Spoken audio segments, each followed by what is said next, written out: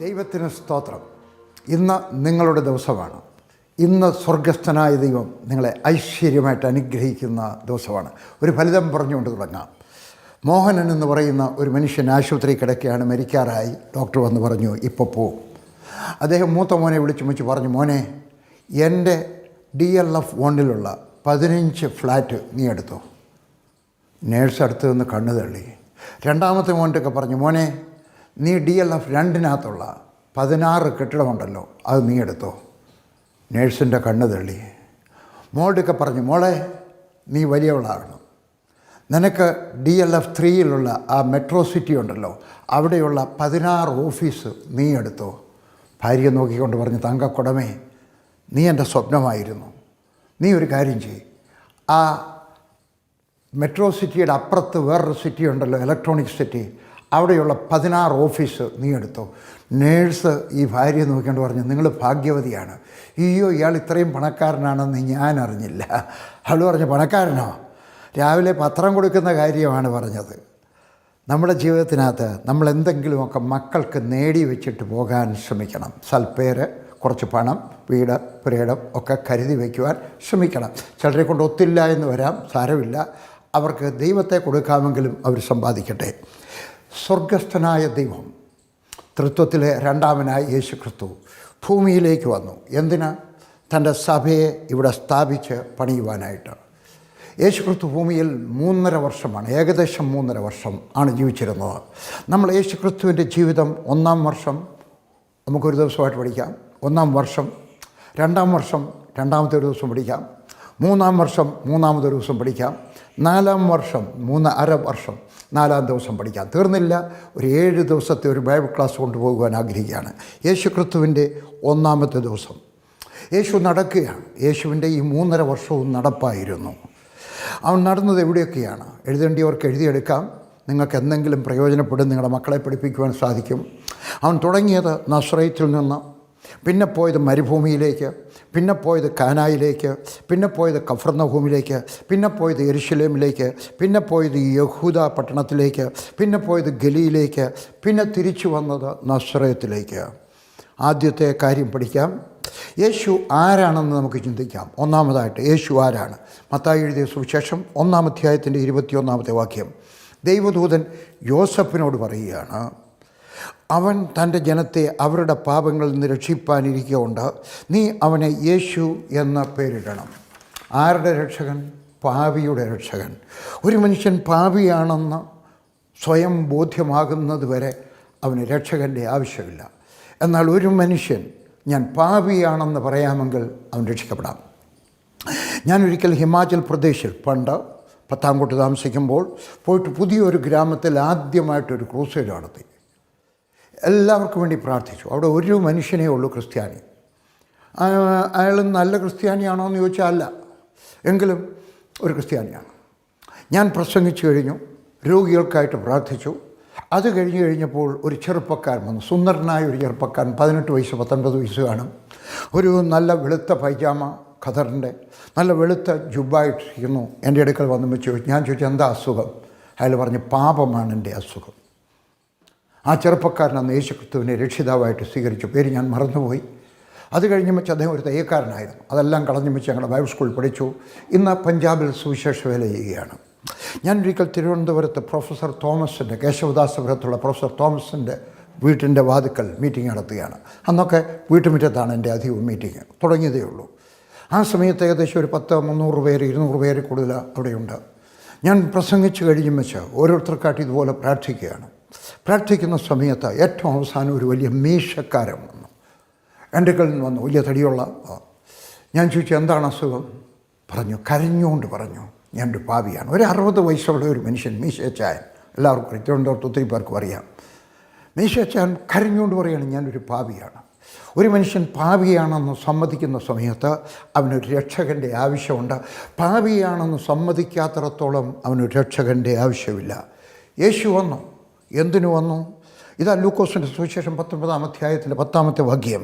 കാണാതെ പോയതിനെ തിരഞ്ഞ് രക്ഷിപ്പാനല്ലോ മനുഷ്യപുത്രൻ യേശു വന്നത്. എന്തിനാണ് യേശു വന്നത്? പാപികളെ രക്ഷിപ്പാൻ, കാണാതെ പോയതിന് അവൻ തിരഞ്ഞു വരികയാണ്. ഇന്ന് നിങ്ങൾ എൻ്റെ ഈ പ്രോഗ്രാം കാണുന്നതും അബദ്ധവശാൽ വന്നതല്ല. പിന്നെയോ യേശു നിന്നെ തിരഞ്ഞു വരികയാണ്. നിൻ്റെ വീട്ടിലേക്ക് വരികയാണ്, നിൻ്റെ മൊബൈൽ ഫോണിലേക്ക് വരികയാണ്, നിൻ്റെ കമ്പ്യൂട്ടറിനകത്ത് വരികയാണ്, നിൻ്റെ ടെലിവിഷനകത്ത് വരികയാണ്. യേശു നിന്നെ തേടി വരുന്നു. അവൻ വന്നപ്പോൾ ചരിത്രം രണ്ടായി. AD BC ആൻഡ് AD രണ്ടായിട്ട്, ചരിത്രം രണ്ടായിട്ട് തിരിഞ്ഞു. അവൻ എവിടെയാണ് വന്നത്? അവൻ വന്ന ഒരു കൊട്ടാരത്തിലല്ല വന്നത്, ഒരു സാധാരണ ഭവനത്തിൽ, ഒരു സാധാരണ ആശാരിയുടെ ഭവനത്തിൽ. അവർ ദരിദ്രരായിരുന്നു. മറിയ ദരിദ്രയായിരുന്നു. തെളിവുണ്ട്, വേദപുസ്തകത്തിൽ തെളിവുണ്ട്. അന്നൊരു കുഞ്ഞിനെ സമർപ്പിക്കാനായിട്ട് കൊണ്ടു ചെല്ലുന്ന സമയത്ത് അവരേതെങ്കിലും ഒരു മൃഗത്തെ കൊണ്ടുപോകണം. ഒന്നുകിൽ ഒരു കാളയെ കൊണ്ടുപോകണം, അല്ലെങ്കിൽ ഒരു ആടിനെ കൊണ്ടുപോകണം, അല്ലെങ്കിൽ ഇതിനൊന്നും നിവൃത്തിയില്ലാത്തവരാണെങ്കിൽ 2 പ്രാവും കുഞ്ഞുങ്ങളെ കൊണ്ടുപോകണം. അവർ കൊണ്ടുപോയത് പ്രാവും കുഞ്ഞുങ്ങളെയായിരുന്നു. അവർ ദരിദ്രരായിരുന്നു. ഒരാടിനെ കൊടുക്കാൻ അവരുടെ കയ്യിലില്ലായിരുന്നു, ഒരു കാളയെ കൊടുക്കാൻ അവരുടെ കയ്യിലില്ലായിരുന്നു. അവൻ വന്നത് ഒരു ദരിദ്ര കുടുംബത്തിൽ. എന്തുകൊണ്ട്? അവന് ദരിദ്രൻ്റെ പട്ടിണി അറിയാം, ഉച്ചയ്ക്ക് ആഹാരമില്ലാത്തത് അവനറിയാം, രാവിലെ കുഞ്ഞിനെ പട്ടിണിയോടെ സ്കൂളിലേക്ക് പറഞ്ഞയക്കേണ്ടത് അവനറിയാം, പനി വന്നാൽ മരുന്ന് വാങ്ങിക്കാൻ ഇല്ലാത്തതിൻ്റെ അവസ്ഥ അവനറിയാം, തണുത്താൽ പുതപ്പില്ലാതെ കിടന്നുറങ്ങുന്നതിൻ്റെ വിഷമം അവനറിയാം. ഹല്ലേലൂയ. 2 അനുഭവത്തിൽ നിന്നാണ് ഞാനിതൊക്കെ പറയുന്നത് കേട്ടോ. നല്ല തണുപ്പാവുന്ന കാലത്ത് ഭാര്യയും ഭർത്താവും കിടന്നിട്ട് നടുക്ക് കുഞ്ഞിനെ കിടത്തി ഉറക്കുന്നതിൻ്റെ പ്രയാസം അറിയാം. യേശു ജനിച്ചത് വലിയ തണുപ്പുള്ള സ്ഥലത്തായിരുന്നു. ഹല്ലേലൂയ. പണക്കാർ കൂലി കൊടുക്കാത്തതിൻ്റെ വിഷമം അവനറിയാമായിരുന്നു. അപമാനം അവനറിയാമായിരുന്നു. ആളുകൾ ഒക്കെ പറഞ്ഞു കാണും, നിൻ്റെ അമ്മയെ അങ്ങക്ക് അറിയാം കേട്ടോ, കല്യാണം കഴിക്കുന്നതിന് മുമ്പേ പ്രസവിച്ചതല്ലേ. അപമാനം അവനറിയാമായിരുന്നു. അവനൊരു ദരിദ്ര കുടുംബത്തിൽ പരിതാപകരമായ സ്ഥിതിയിൽ അവൻ ജനിച്ചു. എൻ്റെ ശബ്ദം കേൾക്കുന്ന സുഹൃത്തെ, നിങ്ങളിൽ ഓരോരുത്തരുടെയും, നിങ്ങൾ പണക്കാരാകാം, അവൻ നിങ്ങളെ അറിയാം. നിങ്ങൾ സാധാരണക്കാർ, മിഡിൽ ക്ലാസ് ആയിരിക്കാം, അവൻ നിന്നെ അറിയാം. നീ ദരിദ്രനായിരിക്കാം, അവൻ നിന്നെ അറിയാം. നീ ദരിദ്രരിലേക്കും ദരിദ്രനായിരിക്കാം, റോഡിൽ കിടന്നുറങ്ങുന്ന വ്യക്തിയായിരിക്കാം, അവന് നിന്നെ അറിയാം. എനിക്ക് പലരുടെയും അവസ്ഥകളറിയാം. പക്ഷേ ഒരു മരണത്തിൻ്റെ, ഒരാൾ മരിച്ചു കഴിയുമ്പം നിൻ്റെ വേദന എനിക്കറിയാമെന്ന് എനിക്ക് പറയാനൊക്കത്തില്ല. കാരണം എൻ്റെ വീട്ടിൽ ഇതുവരെ ആരും മരിച്ചിട്ടില്ല. എന്നാൽ യേശുവിനും അതും അറിയാമായിരുന്നു. കാരണം അവന് എവിടെയോ ഉണ്ടായിരുന്ന സമയത്ത് 12 വയസ്സിനും 30 വയസ്സിനും ഇടയ്ക്ക് എവിടെയോ വെച്ച് അവൻ്റെ അപ്പൻ മരിച്ചു. അപ്പോൾ അമ്മയെയും ഇളയതുങ്ങളെയും നോക്കാനുള്ള ചുമതല അവൻ്റെ അടുക്കൽ വന്നു. അവനും നിൻ്റെയും പ്രയാസം അറിയാം. ഹല്ലേലൂയ. 30-ാമത്തെ വയസ്സിൽ അവൻ ശുശ്രൂഷ തുടങ്ങി. അവൻ്റെ ശുശ്രൂഷയെപ്പറ്റി നമുക്ക് ചിന്തിക്കാം ഭൂമിയിൽ. ഹല്ലേലൂയ.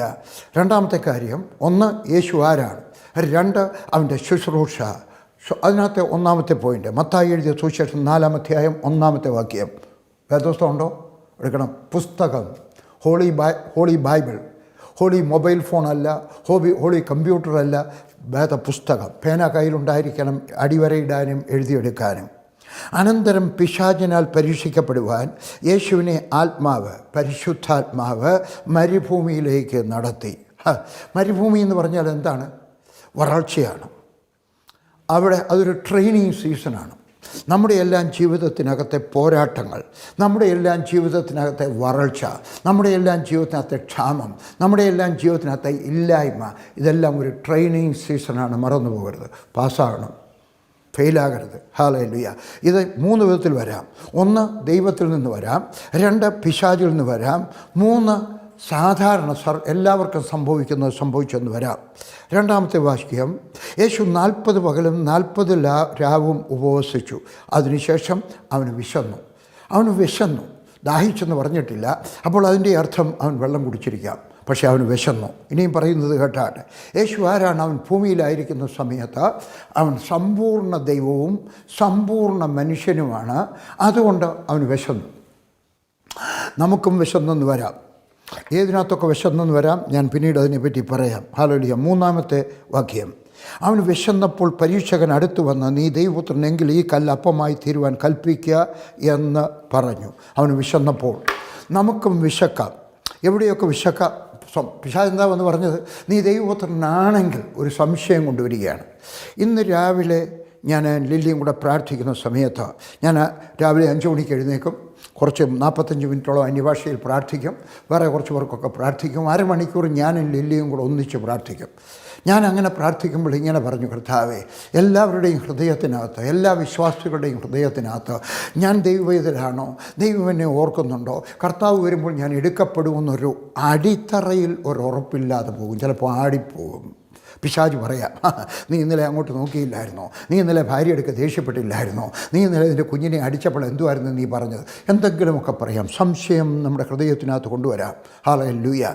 എന്നിട്ട് പിശാച് പറയുകയാണ്, സംശയം കൊണ്ടുവരുന്നു, ദൈവത്തിനെങ്കിൽ ഹല്ലേലൂയ. എന്നാൽ ഒരു കാര്യം ചെയ്താട്ടെ, നിൻ്റെ ശക്തി നിൻ്റെ ആവശ്യത്തിന് ഉപയോഗിക്കുക, നിൻ്റെ വയറിന് ഉപയോഗിക്കുക. നിനക്കും വിശക്കാം, നിൻ്റെ ശരീരത്തിന് വിശക്കാം, നിൻ്റെ ജഡത്തിന് വിശക്കാം, നിൻ്റെ ജഡത്തിന് ഇച്ഛകൾക്ക് വിശപ്പുണ്ടാകാം. അതിൽ കൂടുതൽ പറയാനൊക്കത്തില്ല, മനസ്സിലായെന്ന് വിചാരിക്കുന്നു. നിൻ്റെ മനസ്സിന് വിശക്കാം എന്ന് പറഞ്ഞാൽ കോപം വരുമ്പോൾ കോപം വരാം. പക്ഷേ കോപം വന്നു കഴിഞ്ഞിട്ട് നീ എന്ത് ചെയ്യുന്നു എന്നുള്ളതാണ്. അടിക്കുമോ, ചീത്ത പറയുമോ, നിൻ്റെ പേഴ്സ് ചീത്ത പറയുമോ, മകനെ, മരുമകളെ, വീട്ടിൽ വേലയ്ക്ക് വരുന്ന ആളിനെ ആരെയെങ്കിലുമൊക്കെ കോപിച്ച് പാപം ചെയ്യുമോ. നിൻ്റെ പേഴ്സിന് വിശക്കാം, വീട്ടിൽ രൂപ ഇല്ല. ആ സമയത്താണ് നിങ്ങൾ ജോലി ചെയ്യുന്ന സ്ഥാനത്തെ പൈസ എണ്ണിക്കൊണ്ടെങ്കിൽ ഒരു 100 രൂപ എടുത്ത് വെക്കാൻ ആഗ്രഹം തോന്നുമോ. ചർച്ചിലെ പൈസ എണ്ണുമ്പോഴും മോഷ്ടിക്കാൻ ആഗ്രഹം തോന്നുമോ. നിങ്ങളുടെ പേഴ്സിന് വിശക്കാം, നിൻ്റെ ആഗ്രഹത്തിന് വിശക്കാം. നിനക്ക് കാറില്ല, നിനക്ക് കുറച്ചുകൂടെ ഭൂമി വേണം, അയലത്തുകാരൻ്റെ കുറച്ചുകൂടെ അതിര് മാന്തിയാൽ എന്താ കുഴപ്പം, സർക്കാരിൻ്റെ ഭൂമി മോഷ്ടിച്ചാൽ എന്താ കുഴപ്പം, അല്ലേ. നിൻ്റെയും ആഗ്രഹത്തിന് വിശക്കാം. ഇതറിയുന്ന പിശാച് അടുത്ത് വരും. ഇതറിയാം പിശാചിന്. അവൻ്റെ ആഗ്രഹം ഇതാണ്. എപ്പോഴും പറയാണ്, ഒരു കാറുണ്ടായിരുന്നെങ്കിൽ, ഈ മോട്ടോർ സൈക്കിൾ കൊണ്ട് നടന്നിട്ട് ഇത് പഴയതാകുന്നല്ലോ, മഴയോടെ വലിയ പ്രയാസമാണല്ലോ. അറിയാം. അന്നേരം എന്തോ ആഗ്രഹം തോന്നും, വേറൊരാളുടെ സ്വന്തമാക്കുവാൻ, സ്വന്തമായിട്ടല്ലാത്ത വിധത്തിൽ എന്തെങ്കിലുമൊക്കെ സമ്പാദിക്കുവാൻ. 4-ാമത്തെ വാക്യം, പിശാച് അടുത്ത് വരുമ്പോൾ അവൻ പറഞ്ഞു, യേശു പറഞ്ഞു, ഇതിനും അപ്പമായി തീരാൻ കൽപ്പിക്കുക എന്ന് പറഞ്ഞപ്പോൾ യേശു എന്ത് പറഞ്ഞു, അതിനവൻ മനുഷ്യന് അപ്പം കൊണ്ട് മാത്രമല്ല ദൈവത്തിൻ്റെ വായിൽ കൂടി വരുന്ന സകല വചനം കൊണ്ടും ജീവിക്കുന്നു എന്ന് എഴുതിയിരിക്കുന്നു എന്ന് ഉത്തരം പറഞ്ഞു. 4-ാമത്തെ വാക്യം സുന്ദരമാണ്. യേശു പറഞ്ഞില്ല, വാടാ പിശാചേ, നീ തോറ്റുപോകും, ഞാനിപ്പോൾ കാണിച്ചു തരാം ഇത് അപ്പമാവുന്നത്, അല്ലേ. യേശുവിന് അല്ലേ നീ പറയുന്നത് കേട്ടോടെ. പിശാചിനെ വെല്ലുവിളിച്ചിട്ട് ദൈവം തന്നിരിക്കുന്ന കൃപ നിൻ്റെ കഴിവ് കാണിക്കാനായിട്ട് ഉപയോഗിക്കരുത്. തീർച്ചയായിട്ടും നമ്മുടെ കാര്യസാധ്യത്തിന് പറയണം, നിൻ്റെ കുഞ്ഞിനെ സൗഖ്യമാക്കാനായിട്ട് പറയണം. ഹല്ലേലൂയ. ഒരിക്കൽ ഞാൻ ഒരിടത്ത് പ്രാർത്ഥിക്കുന്ന സമയത്ത് ആളുകളുടെ കാലുകൾക്കൊക്കെ നീളം വെക്കാൻ തുടങ്ങി. ഒരിക്കലല്ല, പലയിടത്തും സംഭവിച്ചിട്ടുണ്ടെങ്കിൽ ഒരു സംഭവം ഓർമ്മ വരികയാണ്. ഞാനിങ്ങനെ പ്രാർത്ഥിക്കുന്ന സമയത്ത് ചിലർ നടുവേദനയുണ്ട്. ഉദാഹരണം പറഞ്ഞുതരാം. നടുവേദന, മാറാത്ത നടുവേദന. എനിക്കറിയാം അതെന്തുകൊണ്ടാണ് ഉണ്ടാകുന്നത്. ഒന്നുകിൽ നടുവിന് എന്തെങ്കിലും കാരണം കാണാം, അല്ലെങ്കിൽ ചിലപ്പോൾ കാലിന് ഏറ്റക്കുറച്ചിലുണ്ടാകാം. ഒരു 1/4 ഇഞ്ച്, അത്രയും വേണ്ട, 1 സെൻറ്റിമീറ്ററിൻ്റെ വ്യത്യാസം വന്നാൽ മതി, നടുവേദന വരും. അപ്പോൾ അങ്ങനെയുള്ളവരെ ഞാൻ കസേര പിടിച്ചിരുത്തിയിട്ട് അവരുടെ കാലിങ്ങനെ നോക്കുമ്പം എനിക്ക് കാണാൻ കഴിയും ഒരു കാലിന് നീളം കുറവാണ്. ഞാൻ അടുത്തേക്കുന്ന കുഞ്ഞുങ്ങളെ വിളിക്കും, വന്നാട്ടെ, അടുക്ക വന്നാട്ടെ, കണ്ടാട്ടെ. അവരുടെ വിശ്വാസത്തിന് വേണ്ടി ഞാൻ പ്രാർത്ഥിച്ചുകൊണ്ടിരിക്കുന്ന സമയത്ത് ഈ കാലുകൾ രണ്ടും കൂടെ വളർന്ന് നേരെയായി കഴിഞ്ഞു. അപ്പുറത്ത് നിന്നുകൊണ്ട് അത്ഭുതങ്ങൾ നിന്നുപോയെന്ന് പറയുന്ന ഒരാൾ പറഞ്ഞ്, എനിക്കൊന്ന് കാണണം. ഞാൻ പറഞ്ഞു, ഞാൻ നിങ്ങളെ കാണിക്കാനല്ല, ഞാൻ വിശ്വാസികളെ കാണിക്കാനാണ് വന്നത്. അവിശ്വാസികളെ കാണിക്കാനല്ല. ഞാനൊരു വലിയ ആളാണ്, എനിക്ക് ഹീലിംഗ് മിനിസ്ട്രി ഉണ്ടോ എന്ന് പറയാനായിട്ടില്ല, ഞാൻ അത്ഭുത സിദ്ധി ഉണ്ടെന്ന് പറയാനുള്ള മനുഷ്യനല്ല. ഹല്ലേലൂയ. യേശു പറഞ്ഞില്ല, നീ വന്നാട്ടെ, നീ തോറ്റുപോകും, ഞാൻ നിന്നെ തോൽപ്പിക്കൂടാ എന്ന് പറഞ്ഞില്ല. അവൻ എന്തു പറഞ്ഞു? It is written. ഹല്ലേലൂയ. എങ്ങനെയാണ് നമ്മൾ പിശാചിനെ തോൽപ്പിക്കുന്നത്? എൻ്റെയും നിൻ്റെയും ജീവിതത്തിനകത്ത് പിശാച് വരും. ആ പിശാച് വരുമ്പോൾ നാം എങ്ങനെയാണ് പിശാചിനെ തോൽപ്പിക്കുന്നത്? It is written. ദൈവത്തിൻ്റെ വചനമാണ് നമ്മുടെ വാള്. ആ വാള് കൊണ്ടാണ് തോൽപ്പിക്കുന്നത്. 4-ാമത്തെ വാക്യം ഒന്ന് പറയുന്നത്, ദൈവത്തിൻ്റെ വായിൽ കൂടെ വരുന്ന സകല വചനം കൊണ്ട് ജീവിക്കുന്നെന്ന് പറഞ്ഞു. ദൈവത്തിൻ്റെ വായിൽ നിന്ന് വരുന്ന വചനം കൊണ്ട് എന്ന് പറഞ്ഞാൽ റേമ കൊണ്ട്. ഇത് എഴുതിയിരിക്കുന്ന വചനമാണ്, വിശദീകരിക്കത്തില്ല, നിങ്ങൾക്കറിയാം. ലോഗോസ്, ഇതാണ് ദൈവത്തിൻ്റെ വചനം, എഴുതപ്പെട്ട വചനം. ഇതുകൊണ്ട് വലിയ അത്ഭുതം നടക്കത്തില്ല. എന്നാൽ ലോഗോസ് റേമ ആയി കഴിയുമ്പോൾ ദൈവത്തിൻ്റെ വായിൽ കൂടെ വരുന്നതായിട്ടുള്ള വചനം. എങ്ങനെയാണ് ലോഗോസ് റേമ ആവുന്നത്? ഈ ലോഗോസ് റേമ ആവുന്നത് നാം ലോഗോസ് ധ്യാനിച്ച് ധ്യാനിച്ച് ധ്യാനിച്ച് ധ്യാനിച്ച് നടക്കുന്ന സമയത്ത് ഇതിന് ജീവൻ വയ്ക്കും, ഇതിന് ശക്തി വരും, ഇതിന് അസാധാരണമായിട്ടുള്ള കഴിവുണ്ടാകും. ആ സമയത്ത് അത് റീമ ആകും, നിനക്ക് അത്ഭുതം നടക്കും. ഹല്ലേലൂയ. 5-6 വാക്യങ്ങൾ വായിക്കട്ടെ. പിന്നെ പിശാചവനെ വിശുദ്ധ നഗരത്തിൽ കൊണ്ടുപോയി ദൈവാലയത്തിൻ്റെ അഗ്രത്തിന്മേൽ നിർത്തി അവനോട്, നീ ദൈവപുത്രൻ എങ്കിൽ താഴോട്ട്. പിന്നെ കണ്ടോ, ദൈവപുത്രൻ എങ്കിൽ സംശയം. നിങ്ങളുടെയും എൻ്റെയും ഹൃദയത്തിനകത്ത് പിശാച് കൂടെ സംശയം കൊണ്ടുവരാം. ഹല്ലേലൂയ. ചാടുക എന്ന് പറഞ്ഞു. അപ്പോൾ യേശു എന്തു പറഞ്ഞു? നിന്നെക്കുറിച്ച് പിശാച് എന്തു പറഞ്ഞു? നിന്നെക്കുറിച്ച് അവൻ തൻ്റെ ദൂതന്മാരോട് കൽപ്പിക്കും, അവൻ നിൻ്റെ കല്ലിനോട് തട്ടാതെ വണ്ണം നിൻ്റെ കയ്യിൽ താങ്ങിക്കൊള്ളും എന്നെഴുതിയിരിക്കുന്നത്. യേശു ക്രിസ്തു വേദപുസ്തകത്തിൻ്റെ വാക്യം ഉദ്ധരിച്ചപ്പോൾ പിശാചും ഉദ്ധരിച്ച് പറഞ്ഞു. അല്ലേ? നിങ്ങളിത് കേട്ടിട്ടുണ്ടല്ലേ? മന്ത്രവാദിയെടുക്കെ പോകാമെന്ന് വേണമെങ്കിൽ വാക്യമൊക്കെ എടുത്ത് പറഞ്ഞെന്ന് വരാം. അല്ലേ? കള്ള് കുടിക്കാമെന്ന് വാക്യം എടുത്തു തന്നെന്ന് വരാം. അല്ലേ? വേറൊരു കാര്യം ചെയ്യാമെന്ന് പറഞ്ഞ് 2 ഭാര്യയെ വെക്കാമെന്ന് പറയുന്നതിനകത്തും വാക്യങ്ങൾ എടുത്തു തന്നെന്ന് വരാം. പിശാച് ദൈവത്തിൻ്റെ വചനം നിൻ്റെ മനസ്സിനകത്ത് തന്നിട്ട് നിൻ്റെ മനസ്സിനെ ദൈവത്തിനെതിരായിട്ട് പ്രവർത്തിക്കുന്നവനാക്കുവാൻ പിശാചിനറിയാം. യേശു എന്തു പറഞ്ഞില്ല? യേശു ഇങ്ങനെ പറഞ്ഞാണ്, പിശാചേ, നിനക്ക് വേദപുസ്തകം ദൈവത്തിൻ്റെ വചനം അറിയാൻ കുറച്ചേ അറിയാവൂ. എനിക്കങ്ങനെയല്ല, എനിക്ക് മുഴുവൻ അറിയാം. പിശാച് എപ്പോഴും കോട്ട് ചെയ്യുന്നത്, അല്ലെങ്കിൽ ദുരുപദേശക്കാരെപ്പോഴും കോട്ട് ചെയ്യുന്നത് വേദപുസ്തകത്തിനകത്തെ അവിടെ ഒരു വാക്യം, അരവാക്യം, ഇവിടെ അരവാക്യം, ഇതിനകത്താണ്. നാം എങ്ങനെയാണ് നോക്കേണ്ടത്? വേദപുസ്തകം മൊത്തമായിട്ട് എടുത്തിട്ട് പഠിക്കണം. യേശു അന്നേരം എന്തോ പറഞ്ഞു? യേശു അവനോട് നിൻ്റെ ദൈവമായ കർത്താവിനെ പരീക്ഷിക്കരുത് എന്നുകൂടെ എഴുതിയിരിക്കുന്നു എന്ന് പറഞ്ഞു. ദൈവത്തിൻ്റെ വചനം ഇറ്റ് ഈസ് റിട്ടൺ. ഓർത്തിരിക്കണം. പിശാച് നിൻ്റെ മനസ്സിനകത്ത് സംശയം കൊണ്ടുവരുന്ന സമയത്ത്, ഭയം കൊണ്ടുവരുന്ന സമയത്ത്, വേദന കൊണ്ടുവരുന്ന സമയത്ത്, ഒരു വല്ലാത്ത ചിന്ത വരുന്ന സമയത്ത്, പരിഭ്രമം വരുന്ന സമയത്ത്, നിരാശ വരുന്ന സമയത്ത് ഇറ്റ് ഈസ് റിട്ടൺ. പോകണം, ദൈവത്തിൻ്റെ വചനത്തിലേക്ക് പോകണം. ഹല്ലേലൂയ. അവൻ പറഞ്ഞു കാണും, മനസ്സിനകത്ത് പറഞ്ഞു കാണും, നിനക്ക് കുറച്ചേ അറിയത്തുള്ളൂ വചനം, എനിക്ക് മുഴുവൻ അറിയാം. ഞാൻ ആരാണെന്ന് നീ അറിയണമെങ്കിൽ, ഞാൻ ദൈവപുത്രനാണോ എന്ന് അറിയണമെങ്കിൽ നീ പോയിട്ട് യോഹന്നാൻ എഴുതിയ സുവിശേഷം 1-ാം അധ്യായത്തിൻ്റെ 1-ാം വാക്യം വായിക്കുക. ഹല്ലേലൂയ. 8-9 വാക്യം. ഹല്ലേലൂയ. പിന്നെ പിശാച് അവനെ ഏറ്റവും ഉയർന്ന ഒരു മലമേൽ കൂട്ടിക്കൊണ്ടുപോയി ലോകത്തുള്ള സകല രാജ്യങ്ങളെയും അവരുടെ മഹത്വത്തെയും കാണിച്ച്, വീണ എന്നെ നമസ്കരിച്ചാൽ ഇതൊക്കെയും നിനക്ക് തരാം എന്ന് അവനോട് പറഞ്ഞു. യേശു അവനോട്, സാത്താനെ, എന്നെ വിട്ടുപോകും, നിൻ്റെ ദൈവമായ കർത്താവിനെ നമസ്കരിച്ചവനെ മാത്രമേ ആരാധിക്കാവൂ എന്ന് എഴുതിയിരിക്കുന്നുവല്ലോ എന്ന് പറഞ്ഞു. അപ്പോൾ പിശാച് അവനെ വിട്ടുപോയി. ദൂതന്മാർ അടുത്തു വന്ന് അവനെ ശുശ്രൂഷിച്ചു. എനിക്കിഷ്ടമുള്ള ഒരു കാര്യമാണ് ഇത്. അവൻ ഉയർന്നൊരു മലയിൽ കൊണ്ടുപോയി. എവറസ്റ്റിൻ്റെ മലയിലാണോ എനിക്കറിഞ്ഞുകൂടാ, പലസ്തീനിലെ മലയിലാണോ എനിക്കറിഞ്ഞുകൂടാ, അങ്ങനെ വേദപുസ്തകം പറഞ്ഞിട്ടില്ല. എന്തായാലും ശരി, സാത്താൻ അവനെ കൊണ്ടുപോയി. ബലഹീനനായിരുന്ന യേശുവിനെ, നമ്മളെല്ലാവരും ബലഹീനരായി കഴിയുമ്പോൾ പിശാചിന് കുറച്ചുകൂടെ നമ്മുടെ മേൽ അധികാരമുണ്ട്. ഓർമ്മയിരിക്കട്ടെ, ശാരീരികമായിട്ട് ബലഹീനമായിരിക്കുമ്പോൾ, മാനസികമായിട്ട് ബലഹീനമായിരിക്കുമ്പോൾ, ആശയിൽ നിരാശ വന്നിരിക്കുമ്പോൾ പിശാചിന് കുറച്ചുകൂടെ പ്രവർത്തിക്കാൻ എളുപ്പമാണ്. അവനെ മലമേൽ കൊണ്ടുപോയി, എടുത്തുകൊണ്ട് പോയി, ആത്മാവിൽ ശരീരത്തിലായിരിക്കത്തില്ല, ആത്മാവിൽ കൊണ്ടുപോയി. പിശാച് പറഞ്ഞു, ഇതെല്ലാം കണ്ടാട്ടെ, ഇതെന്നെ ഒന്ന് വീണൊന്ന് നമസ്കരിക്കാമെങ്കിൽ ഇതെല്ലാം ഞാൻ നിനക്ക് തരാം. എനിക്ക് ഈ പിശാചിനോടൊരു കാര്യം പറയാനുണ്ട്. പിശാചെ, നിനക്ക് ഈ ലോകത്തിൽ തരാനുള്ളതെല്ലാം 1/2 മിനിറ്റ് കൊണ്ട് കാണിക്കാം, അല്ലെങ്കിൽ പോട്ടെ 2 മിനിറ്റ് കൊണ്ട് കാണിക്കാം. പക്ഷേ എൻ്റെ ദൈവം എനിക്ക് തരാനുള്ളത് യുഗാനുയുഗങ്ങൾ കണ്ടാലും തീരത്തില്ല. ഹല്ലേലൂയ. അത്രയ്ക്ക് സുന്ദരമാണ്. അവനെ കൊണ്ടുപോയിട്ട് പറഞ്ഞു, ഇതാ ഞാൻ നിനക്ക് പേര് തരാം, വലിയ പേര്, പെരുമ തരാം, പണം തരാം, ഇതെല്ലാം എൻ്റേതാണ്, ആദാമിൽ നിന്ന് ഞാൻ വാങ്ങിയതാണ്, ഇത് ഞാൻ നിനക്ക് തരാം. ഹല്ലേലൂയ. നീ 40 ദിവസം ദൈവത്തെ ആരാധിച്ച് എന്തോ കിട്ടി? വിശപ്പ് കിട്ടി, ക്ഷീണം കിട്ടി. എന്നെ ആരാധിച്ചാട്ട് ഇതെല്ലാം നിനക്ക് തരാം. എൻ്റെയും നിൻ്റെയും ജീവിതത്തിൽ ദൈവത്തിന് തരാൻ കഴിയാത്ത പലതും പിശാചിന് തരാൻ കഴിയുമെന്ന് പിശാചിനോട് പറയും. ചിലരങ്ങനെ പോയിട്ടുണ്ട്, പിശാചിൻ്റെ പുറകെ പോയിട്ടുണ്ട്. ചിലർ മന്ത്രവാദിയിലൊക്കെ പോയിട്ടുണ്ട്. ഒരാളുടെയൊക്കെ പറഞ്ഞ് മന്ത്രവാദി ചെന്ന് വെച്ച് നാക്കൽ എഴുതിച്ച് കാണിച്ചെന്ന് പറഞ്ഞു, പോകരുത്, തങ്കക്കുടമേ പോകരുത്, മന്ത്രവാദികളൊക്കെ പോകരുത്, പിശാചിൻ്റെ അടുക്കൽ പോകരുത്, ഈ ലോകം എന്തെല്ലാം തരാമെന്ന് പറഞ്ഞാൽ, ഏതൊക്കെ ശക്തി തരാമെന്ന് പറഞ്ഞു കഴിഞ്ഞാലും പോകരുത്. ഹല്ലേലൂയ. കേട്ടാട്ടെ, മഹാപാപത്തിൻ്റെ പട്ടികയിൽ ഇവിടെ എഴുതിയിരിക്കുകയാണ്. മലാഖിയുടെ പുസ്തകം 2-ാം അധ്യായത്തിൻ്റെ 17-ാമത്തെ വാക്യം 3 മുതൽ 13 വരെ ഞാൻ വായിക്കട്ടെ. ഹല്ലേലൂയ. മഹാപാപത്തിൻ്റെ പട്ടിക 2:17. 3 മുതൽ 13 വരെ ഞാൻ വായിക്കാം. നിങ്ങളുടെ വാക്കുകൾ എൻ്റെ നേരെ അതികഠിനമായിരിക്കുന്നു എന്ന് യഹോവ അരുളി ചെയ്യുന്നു. എന്നാൽ ഞങ്ങൾ നിൻ്റെ നേരെ എന്ത് സംസാരിക്കുന്നു എന്ന് ചോദിക്കുന്നു. യഹോവയ്ക്ക് ശുശ്രൂഷ ചെയ്യുന്നത് വ്യർത്ഥം. ഞങ്ങൾ അവൻ്റെ കാര്യം നോക്കുന്നതിനാലും സൈന്യങ്ങളുടെ യഹോവയുടെ മുമ്പാകെ കറുപ്പെടുത്തു നടന്നതിനാലും എന്ത് പ്രയോജനമുള്ളൂ? 15-ാമത്തെ വാക്യം.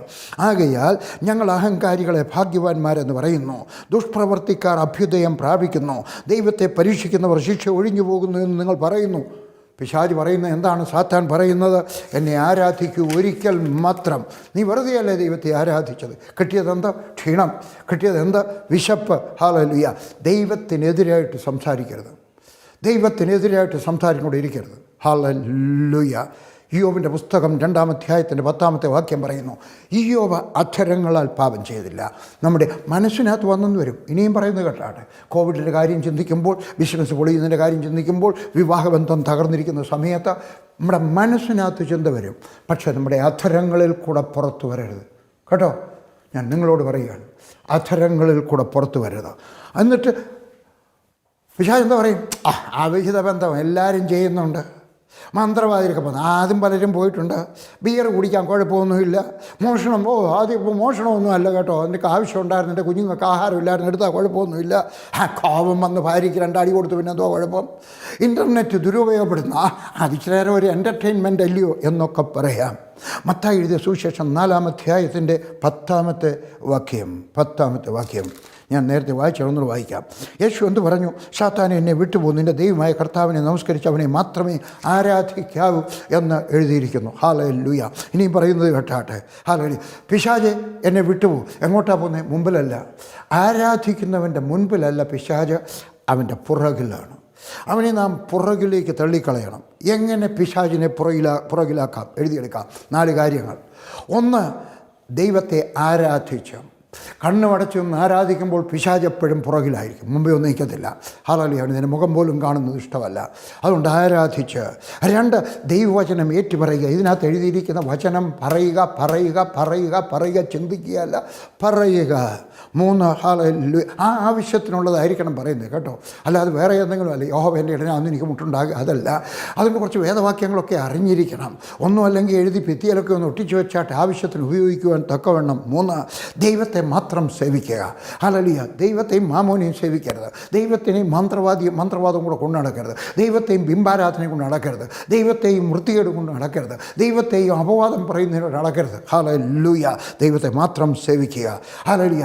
4-ാമത്തെ കാര്യം ഇമ്പോർട്ടൻ്റ്, പിശാചിന് അവകാശം പറയാൻ കഴിയുന്ന യാതൊന്നും നിൻ്റെ ജീവിതത്തിനകത്ത് ഉണ്ടാകാതിരിക്കട്ടെ. നിൻ്റെ വീട്ടിൽ, നിൻ്റെ ജീവിതത്തിൽ, നിൻ്റെ ഹൃദയത്തിനകത്ത്, നിൻ്റെ പേഴ്സിനകത്ത് എങ്ങും തന്നെ യാതൊന്നും ഉണ്ടാകാതിരിക്കട്ടെ.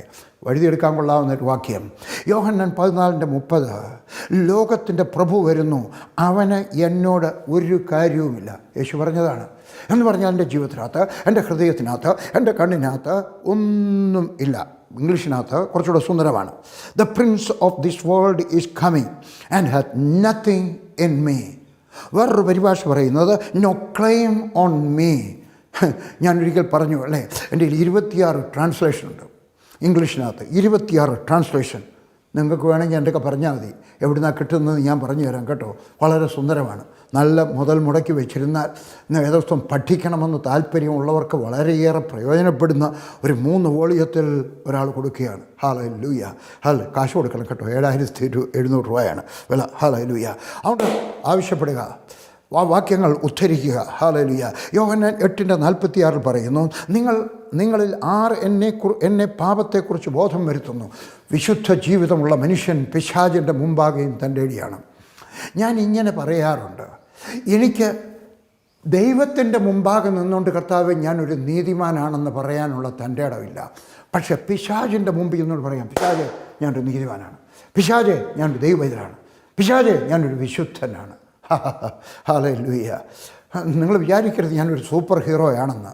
വേദപുസ്തകത്തിൻ്റെ ആധാരത്തിൽ നിന്ന്, ആധികാരികതയിൽ നിന്ന് എനിക്ക് കിട്ടിയ പ്രാഗൽഭ്യമാണ്. 11-ാമത്തെ വാക്യം, അപ്പോൾ പിശാച് അവനെ വിട്ടുപോയി, ദൂതന്മാർ അടുത്തു വന്ന് അവനെ ശുശ്രൂഷിച്ചു.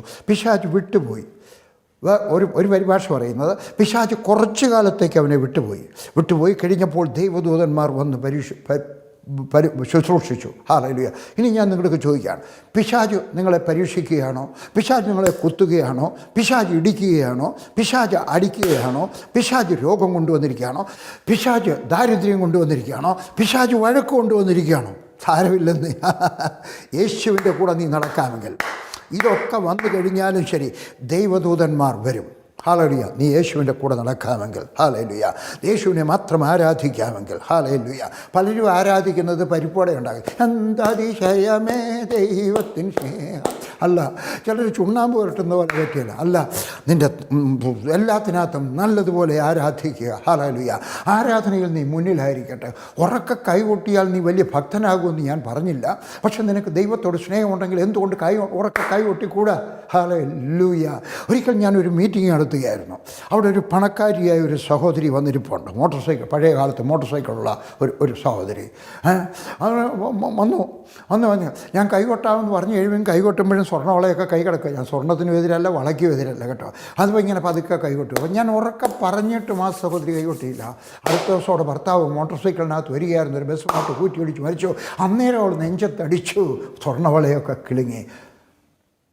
ഭയപ്പെടുത്തുകയല്ല. കൈകളുള്ളപ്പോൾ ദൈവത്തെ ആരാധിക്കുക, കാലുകളുള്ളപ്പോൾ ദൈവത്തെ ആരാധിക്കുക, കണ്ണുകളുള്ളപ്പോൾ ദൈവത്തെ ആരാധിക്കുക, നിനക്ക് ശബ്ദമുള്ളപ്പോൾ ദൈവത്തെ ആരാധിക്കുക. ഹല്ലേലൂയ. ഒരു കുഞ്ഞാടിൻ്റെ ശബ്ദത്തിൽ എന്താ അല്ല ഉറക്കെ ഹല്ലേലൂയ. മലവെള്ളത്തിൻ്റെ ഇരച്ചിൽ പോലെ കേൾക്കുന്ന ദൈവം സന്തോഷിക്കട്ടെ. അപ്പോൾ നീ ആരാധിക്കുന്ന സമയത്ത് പിശാച് പോകും. പിന്നെ നോക്കണം, പിശാചിന് അവകാശം പറയാൻ കഴിയുന്ന എന്തെങ്കിലും നിൻ്റെ പേഴ്സിനകത്തുണ്ടോ, നിൻ്റെ ഫോണിനകത്തുണ്ടോ, നിൻ്റെ ജീവിതത്തിനകത്തുണ്ടോ, നിൻ്റെ വീടിനകത്തുണ്ടോ? ഏതെങ്കിലും പിശാചിന് അവകാശം പറയുവാനുള്ളത് എന്തെങ്കിലും ഉണ്ടെങ്കിൽ എടുത്ത് ദൂരെ എറിഞ്ഞിട്ട് വീട് ശുദ്ധീകരിച്ച് കഴിയുമ്പോൾ ഹല്ലേലൂയ, സ്വർഗസ്ഥനായ ദൈവം സന്തോഷിക്കും. ആ സമയത്ത് ദൈവദൂതന്മാർ വരും. ഹല്ലേലൂയ. അവൻ നിന്നെ സഹായിക്കും. Work with God. 2, യേശു ആവശ്യക്കാരനെ സഹായിച്ചു. ഹല്ലേലൂയ. യോഹന്നാൻ്റെ സുവിശേഷം 2-ാം അധ്യായം 1-2 വാക്യങ്ങൾ. 3-ാം നാൾ ഗലീലയിലെ കാനാവിൽ ഒരു കല്യാണമുണ്ടായി. യേശുവിൻ്റെ അമ്മ അവിടെ ഉണ്ടായിരുന്നു. യേശുവിനെയും ശിഷ്യന്മാരെയും കല്യാണത്തിന് ക്ഷണിച്ചിരുന്നു. യഹൂദന്മാരുടെ നാട്ടിൽ കല്യാണം നടക്കുന്നത് ബുധനാഴ്ചയും വ്യാഴാഴ്ചയുമാണ്. എഴുതിയെടുക്കാം, ചിലപ്പോൾ നിങ്ങൾക്കിത് പ്രയോജനപ്പെട്ടെന്ന് വരാം. ബുധനാഴ്ച കല്യാണം നടക്കുന്നത് കന്യകയായിട്ടുള്ളൊരു പെൺകുട്ടിയുടെയാണ്. വ്യാഴാഴ്ചയാണെങ്കിൽ അവൾ വിധവയായിരിക്കും. രണ്ടിനും കുഴപ്പമൊന്നുമില്ല കേട്ടോ. എൻ്റെ അഭിപ്രായത്തിൽ വിധവയാണെന്ന് പറഞ്ഞൊരു പെണ്ണിനെ തള്ളിക്കളയാൻ പാടില്ല. ഞാൻ ഹൃദയത്തിൻ്റെ അടിത്തട്ടിൽ എന്ന് പറയാണ്, വിധവയായതുകൊണ്ട്. ഹല്ലേലൂയ. യഹൂദന്മാരുടെ ചടങ്ങ്. അപ്പോൾ ഇതേത് ദിവസമാണെന്ന് പറഞ്ഞിട്ടില്ല, പക്ഷേ അവിടെ ഒരു കല്യാണം ഉണ്ടായിരുന്നു. ആ കല്യാണത്തിന് യേശുക്രിസ്തുവിനെ ക്ഷണിച്ചിരുന്നു. ഹല്ലേലൂയ. യേശുവിനെ ക്ഷണിച്ചാൽ വരുന്നവനാണ് അവൻ. ഹല്ലേലൂയ. നിങ്ങൾക്കറിയാമല്ലോ, എമ്മോസിലേക്ക് പോയ യേശുക്രിസ്തു അവൻ മുമ്പോട്ട് പോകുന്നത് പോലെ അഭിനയിച്ചെന്നങ്ങ് പറഞ്ഞോട്ടെ.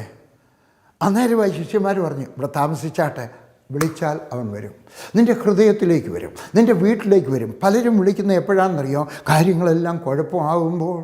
അതുവരെ വിളിക്കത്തില്ല. അല്ല കുഴപ്പം, എൻ്റെ കർത്താവേ എളുപ്പം സഹായിക്കണമേ. ഞാൻ ഇന്നലെ ഒരു വീഡിയോ കാണുകയായിരുന്നു.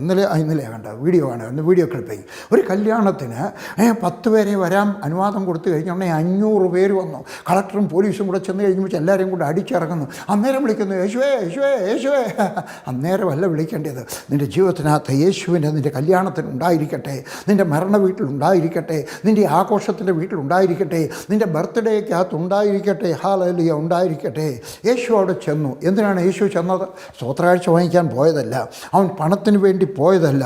ഒരു ശുശ്രൂഷക്കാരൻ, ദൈവത്തിൻ്റെ ശുശ്രൂഷക്കാരൻ, ദൈവത്തിൻ്റെ വേലക്കാരൻ പണത്തിന് വേണ്ടി ശുശ്രൂഷിക്കാൻ പാടില്ല. ചിലരുണ്ട് മരണ വീട്ടിൽ ചെന്നിട്ട് പോലും രൂപ വാങ്ങിക്കുന്നവർ. തെറ്റ്, അപമാനം. വാങ്ങിക്കാൻ പാടില്ല കേട്ടോ. അല്ല ചിലർ വീടുകളും കയറി ഇറങ്ങി നടക്കും എല്ലാ മാസത്തിലും. എന്തിനാ കാര്യം? ഒരു സ്തോത്രപ്രാവശ്യം വായിക്കാൻ. എൻ്റെ വേദപുസ്തകത്തിനകത്തെ കൊണ്ട് വാക്യം കാണുന്നില്ല. Hallelujah, hallelujah. കഷ്ടം. 3-ാമത്തെ വാക്യം വായിക്കുകയാണ്. ഞാൻ ആരെയും കുറ്റം പറയുകയല്ല, ഒരു മുന്നറിയിപ്പ്. ഇതുവരെ വാങ്ങിച്ചോ, ഇനിയും വാങ്ങിക്കത്തില്ലെന്ന് വിചാരിച്ചാട്ടെ. വീട്ടിൽ കുഞ്ഞുങ്ങൾക്ക് ആഹാരമില്ലെങ്കിൽ ഉപവാസത്തോടെ പ്രാർത്ഥിച്ചാട്ടെ, ആഹാരം വീട്ടിൽ അതൊക്കെ വരും. ഹല്ലേലൂയ, ദൈവം തരും. ഇല്ലെങ്കിൽ പട്ടിണി കിടക്കണം. 3-ാമത്തെ വാക്യം, വീഞ്ഞ് പോരാതെ വരികയാൽ യേശുവിൻ്റെ അമ്മ അവനോട് അവർക്ക് വീഞ്ഞ് ഇല്ല എന്ന് പറഞ്ഞു.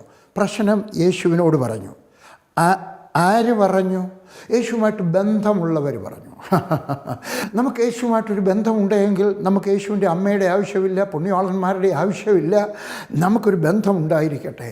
അത്യാവശ്യത്തിന് വിളിക്കുന്നവനല്ല യേശുവുമായിട്ടൊരു ബന്ധം. ഇനിയും പറയുന്നത് കേട്ടാണ്, നിനക്ക് യേശുവുമായിട്ടൊരു ബന്ധമുണ്ടെങ്കിൽ നിൻ്റെ നെടുവീർപ്പ് പോലും എൻ്റെ യേശു കേൾക്കും അത്യാവശ്യ സമയത്ത്. ഹല്ലേലൂയ. പ്രാർത്ഥിക്കാൻ സമയം കിട്ടിയില്ലെന്ന് വരാം, കഥകൾ എനിക്ക് പറയാനുണ്ട്. യേശുവുമായിട്ട് ബന്ധം ഉണ്ടായിരിക്കണം. ഹല്ലേലൂയ. തത്വം 1, യേശു അവിടെ ഉണ്ടായിരുന്നു. യേശു കൂടെ ഉണ്ടെങ്കിൽ, അടുത്തുണ്ടെങ്കിൽ, പരിചയമുണ്ടെങ്കിൽ, ബന്ധമുണ്ടെങ്കിൽ, യേശുവിൻ്റെ ടെലിഫോൺ നമ്പർ ഉണ്ടെങ്കിൽ, എൻ്റെ ഇന്നത്തെ ഭാഷയിൽ ഞാൻ അങ്ങ് പറഞ്ഞതാണ് കേട്ടോ, ടെലിഫോൺ നമ്പറുള്ള അവനുമായിട്ട് ബന്ധമുണ്ടെങ്കിൽ, ഹല്ലേലൂയ. നിങ്ങൾക്കറിയാം, ഇന്ത്യയിലെ പ്രൈം മിനിസ്റ്റർക്കും അമേരിക്കയുടെ പ്രസിഡൻറ്റും റഷ്യയിലെ പ്രസിഡൻറ്റും മറ്റുള്ളവർക്കുമായിട്ട് സംസാരിക്കാനായിട്ട് ഒരു ഹോട്ട് ലൈൻ ഉണ്ട്, ഒരു ടെലിഫോൺ. അതിന് വേണ്ടി അത് വേറെ ഒന്നിനും ഉപയോഗിക്കത്തില്ല. അത് കിട്ടിക്കഴിഞ്ഞാൽ മറ്റിടത്തെ ആൾ തീർച്ചയായിട്ടും എടുത്തിരിക്കും. കാരണം എന്താണ് ഹോട്ട് ലൈൻ?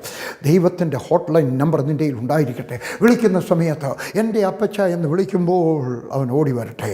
ഞാനൊരു കഥ പറഞ്ഞെന്നാണ് എൻ്റെ വിചാരം. ഞാൻ എനിക്ക് 1-2 വയസ്സ് പ്രായമുള്ള സമയത്ത്, അന്ന് നിൽക്കറൊന്നുമുള്ള കാലമല്ല കേട്ടോ, കൗമീനം പോലുള്ള കാലമല്ല. ഞാൻ വനത്തിൽ റബ്ബർ തോട്ടത്തിൽ താമസിക്കുക, ഒന്നുമില്ല. ഹല്ലേലൂയ.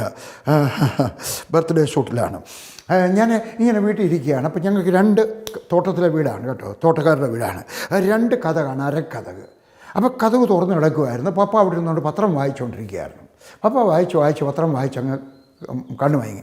ഞാൻ എൻ്റെ അമ്മച്ചി പറഞ്ഞ് എനിക്ക് കേട്ടിട്ടുള്ളതാണ്. എനിക്ക് ഈ 1-2 വയസ്സുള്ള ഞാൻ പതുക്കെ വെളിയിലോട്ട് ഇറങ്ങിയപ്പോഴാണ് നമ്മുടെ നാട്ടിലെ ഓണത്തുമ്പി ഇല്ലയോ, ആ ഓണത്തുമ്പി കണ്ടു. ഞാൻ ഓണത്തുമ്പി നമ്മളെ കളിപ്പിക്കും അല്ലേ, പ്രത്യേകിച്ച് കൊച്ചു പിള്ളേരെ. അപ്പുറത്ത് പോയിരിക്കും, പിന്നെ അപ്പുറത്ത് പോയിരിക്കും, അടുത്ത പിന്നെ അങ്ങ് മാറിപ്പോയി. ഞാനും ഇതിൻ്റെ പുറകെ പോയിട്ട് ഞങ്ങളുടെ പുറകുവശത്ത് പടിഞ്ഞാറ് വശത്ത് ഒരു വലിയ റബ്ബറുണ്ട്, ഭയങ്കര റബ്ബറുണ്ട്. ബാക്കിയുള്ളതൊക്കെ ചെറുതാണെങ്കിലും അത് വലിയ ഇതായിരുന്നു. അതിൻ്റെ പുറകിലോട്ട് ചെന്നിട്ട് ഇങ്ങനെ അങ്ങോട്ട് ഇറങ്ങി. അയ്യോ, തൊട്ടാവാടി മുള്ള.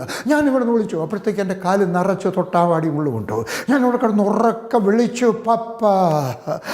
ഞാൻ വിളിച്ചത് കുറച്ച് ദൂരെയാണ് കേട്ടോ, ഒരു വലിയ വീടാണ്, തോട്ടക്കാരുടെയാണ് ഞങ്ങളുടെ അല്ല. അവിടെ നിന്ന് വിളിക്കുന്ന സമയത്ത് അടുക്കളയുടെ ഭാഗത്താണ്, പുറകിലാണ് ഈ റബ്ബർ. ഞാൻ അവിടെ നിന്ന് പപ്പ എന്ന് വിളിച്ചപ്പോൾ മയങ്ങിക്കിടന്ന പപ്പ പെട്ടെന്ന് ചാടി ഇറങ്ങി ഒരൊറ്റ ഓട്ടത്തിന് വന്ന് എന്നെ കോരിയെടുത്തു. പപ്പായ്ക്ക് വേണമെങ്കിൽ വേലക്കാരൻ്റെ ഒക്കെ പറയായിരുന്നു, ചെല്ലപ്പ, നീ ഞങ്ങളുടെ വേലക്കാരൻ്റെ പേര് ചെല്ലപ്പെണ്ണാണ്, ചെല്ലപ്പ പോയി എടുത്താട്ടെ, ത്രേസ്യ പോയി എടുത്താട്ടെ, അന്ന പോയി എടുത്താട്ടെ എന്ന് പറഞ്ഞില്ല. പപ്പ ഓടി വന്നു. അവനുമായിട്ട് ബന്ധമുണ്ടെങ്കിൽ ഹല്ലേലൂയ അവൻ ഓടി വരും. ഹല്ലേലൂയ.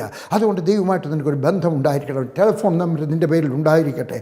2ാമത്തെ തത്വം, അവൾക്കൊരു പ്രതീക്ഷയുണ്ടായിരുന്നു. യേശുവിൻ്റെ അമ്മയ്ക്കൊരു പ്രതീക്ഷ.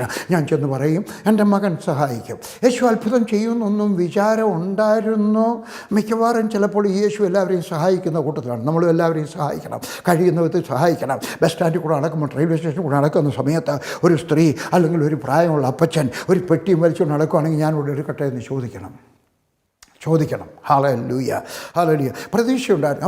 അമ്മ വിചാരിച്ചാണ് ഇല്ലെങ്കിൽ അടുത്ത വീട്ടിൽ എവിടെയെങ്കിലും പോയിട്ട് വല്ലതും കൊണ്ടുവരാതിരിക്കത്തില്ല, സഹായിക്കാതിരിക്കത്തില്ല. അതുകൊണ്ട് ചെന്ന് പറഞ്ഞു, നമുക്കൊരു പ്രതീക്ഷയുണ്ടായിരിക്കണം. എങ്ങനെയായി അവൾക്ക് പ്രതീക്ഷ വരാനുള്ള കാരണം? ദൈവത്തിൻ്റെ ദൂതൻ്റെ വാചകം 30 വർഷങ്ങൾക്ക് മുമ്പ് കേട്ടത് അവിടെ ഹൃദയത്തിലുണ്ടായിരുന്നു. ഹല്ലേലൂയ. 1 യേശു കൂടെ ഉണ്ടായിരുന്നു, 2 പ്രതീക്ഷയുണ്ടായിരുന്നു, 3 ദൈവത്തിൻ്റെ ദൂതൻ. ഏത് പ്രതീക്ഷയ്ക്ക് ആധാരമായിട്ടുള്ള ദൈവത്തിൻ്റെ ദൂതൻ 30 വർഷത്തിനകത്ത് അവളോട് പറഞ്ഞത് അവളുടെ ഹൃദയത്തിനകത്ത് അവൾ സൂക്ഷിച്ചു. എന്തായിരുന്നു പറഞ്ഞത്? പരിശുദ്ധാത്മാവിനാൽ നീ ഗർഭിണിയാകും, വിശുദ്ധ പ്രജ, ദൈവപുത്രനെന്ന് അവൻ വിളിക്കപ്പെടും. ലൂക്കോസിൻ്റെ 1 മുതൽ 28 വരെ 35 വരെ വായിച്ചാട്ടെ. അവിടെ കേട്ടത് അവിടെ ഹൃദയത്തിനകത്ത് സംഗ്രഹിച്ചു. ദൈവത്തിൻ്റെ വചനം സംഗ്രഹിച്ച് വെക്കണം. ഹല്ലേലൂയ. അപകടത്തിനകത്തായി കഴിയുമ്പോൾ, അനർത്ഥത്തിലാകുമ്പോൾ PG വർഗീസിനെ കൊണ്ട് പ്രാർത്ഥിപ്പിച്ചാൽ പോരാ, ജീസസ് കാൾസുകാരെ വിളിച്ചിട്ട് പ്രാർത്ഥിപ്പിച്ചാൽ പോരാ, വേറൊരു ദൈവദാസനെ വിളിച്ചിട്ട് പ്രാർത്ഥിപ്പിച്ചാൽ പോരാ. ഇതെല്ലാം നിൻ്റെ ഹൃദയത്തിനകത്ത് ഉണ്ടായിരിക്കട്ടെ. അതിനോടൊപ്പം ഞങ്ങളോട് പ്രാർത്ഥിക്കാൻ കാര്യങ്ങൾ സാധിച്ചു തരും. അവൾ ഹൃദയത്തിനകത്ത് സൂക്ഷിച്ചു വെച്ചു. ദൈവത്തിൻ്റെ ദൂതൻ യോസഫിനോട് പറഞ്ഞു, നമുക്കറിയാം അല്ലേ, മത്തായിയുടെ സുവിശേഷം 1-ാം അധ്യായത്തിൻ്റെ 20-ാമത്തെ വാക്യം, അവളിൽ ഉൽപ്പാദിതമായത് പരിശുദ്ധാത്മാവിനാലാകുന്നു. അവനും കേട്ടു. 21-ാമത്തെ വാക്യം, അവൻ രക്ഷിക്കും. അവൻ്റെ ഹൃദയത്തിനകത്ത് സൂക്ഷിച്ചു. തീർച്ചയായിട്ടും മറിയോട് പറഞ്ഞു കാണും, ഞാൻ നിന്നെ സ്വീകരിക്കാൻ കാര്യം എന്താണെന്നറിയാമോ? ദൈവദൂതൻ വന്ന് എൻ്റെ അടുക്ക പറഞ്ഞു, നിന്നിലുണ്ടായത് ദൈവത്തിൻ്റെ ദൂതന, അവിഹിത ബന്ധത്തിനോടത്തൂടെയല്ല, മാത്രമല്ല അവൻ രക്ഷിക്കുന്നവനാണ്. അവിടെ ഹൃദയത്തിനകത്ത് അവൾ സൂക്ഷിച്ചു. ദൈവാലയത്തിൽ അവൾ ചെന്നപ്പോൾ, കുഞ്ഞിനെ സമർപ്പിക്കാനായിട്ട് ചെന്നപ്പോൾ, അവൻ ശിമ്യോൻ എന്ന് പറയുന്ന ദൈവദാസ അവിടെ എന്ന് പറഞ്ഞത് കേട്ടു. എന്താണ് പറഞ്ഞത്? ജാതികൾക്ക് വെളിപ്പെടുവാനുള്ള പ്രകാശവും ഇസ്രായേലിൻ്റെ മഹത്വമായവൻ നിൻ്റെ രക്ഷ. ലൂക്കോസ് 2:31. അതും അവിടെ ഹൃദയത്തിനകത്ത് സംഗ്രഹിച്ച് കാണും. 12 വർഷത്തിന് ശേഷം യേശു ദൈവാലയത്തിൽ ആയിപ്പോയി, അമ്മയപ്പനെ അങ്ങ് ദൂരെ പോയി. തിരിച്ചു വന്നു കഴിഞ്ഞപ്പോൾ യേശു പറഞ്ഞത് അവിടെ ഹൃദയത്തിനകത്ത് അവൾ സംഗ്രഹിച്ച് വെച്ച് കാണും. എൻ്റെ പിതാവിനുള്ളതിൽ ഞാൻ ഇരിക്കേണ്ടതല്ലേ? എൻ്റെ പിതാവ്. ഇംഗ്ലീഷിനകത്ത് ഇങ്ങനെയാണ്, ഇറ്റ് ഈസ് ഇംഗ്ലീഷിനകത്ത് കുറച്ചുകൂടെ വ്യത്യസ്തമാണ്, നല്ലതാണ്. It is necessary as a duty for me to be in my father's house and occupied about my father's business. അവൾ കേട്ടു. യേശു 12 വയസ്സുള്ളവർ പറഞ്ഞാണ്, ഞാൻ പിതാവിൻ്റെ ബിസിനസ് ചെയ്യാനുള്ളവനാണ്, ഞാൻ പിതാവിൻ്റെ വ്യാപാരം പണം ഉണ്ടാക്കുന്ന വ്യാപാരം പറഞ്ഞു, അവൻ്റെ പണി ചെയ്യേണ്ടിയാണ്. ഹല്ലേലൂയ. ഞാൻ മുമ്പേ പറഞ്ഞല്ലോ, ഈ 26 ട്രാൻസ്ലേഷൻ വെക്കാമെങ്കിൽ നിങ്ങൾക്ക് വളരെ പ്രയോജനമായിരിക്കും. ഹല്ലേലൂയ. ദൈവത്തിൻ്റെ വചനം അവളിൽ ഉണ്ടായിരുന്നു. നിൻ്റെ ഹൃദയത്തിനകത്ത് ദൈവത്തിൻ്റെ വചനം ഉണ്ടായിരിക്കട്ടെ. നിൻ്റെ മക്കളുടെ ഹൃദയത്തിനകത്ത് ദൈവത്തിൻ്റെ വചനം ഉണ്ടായിരിക്കട്ടെ. ഹൃദയത്തിൽ സൂക്ഷിക്കട്ടെ.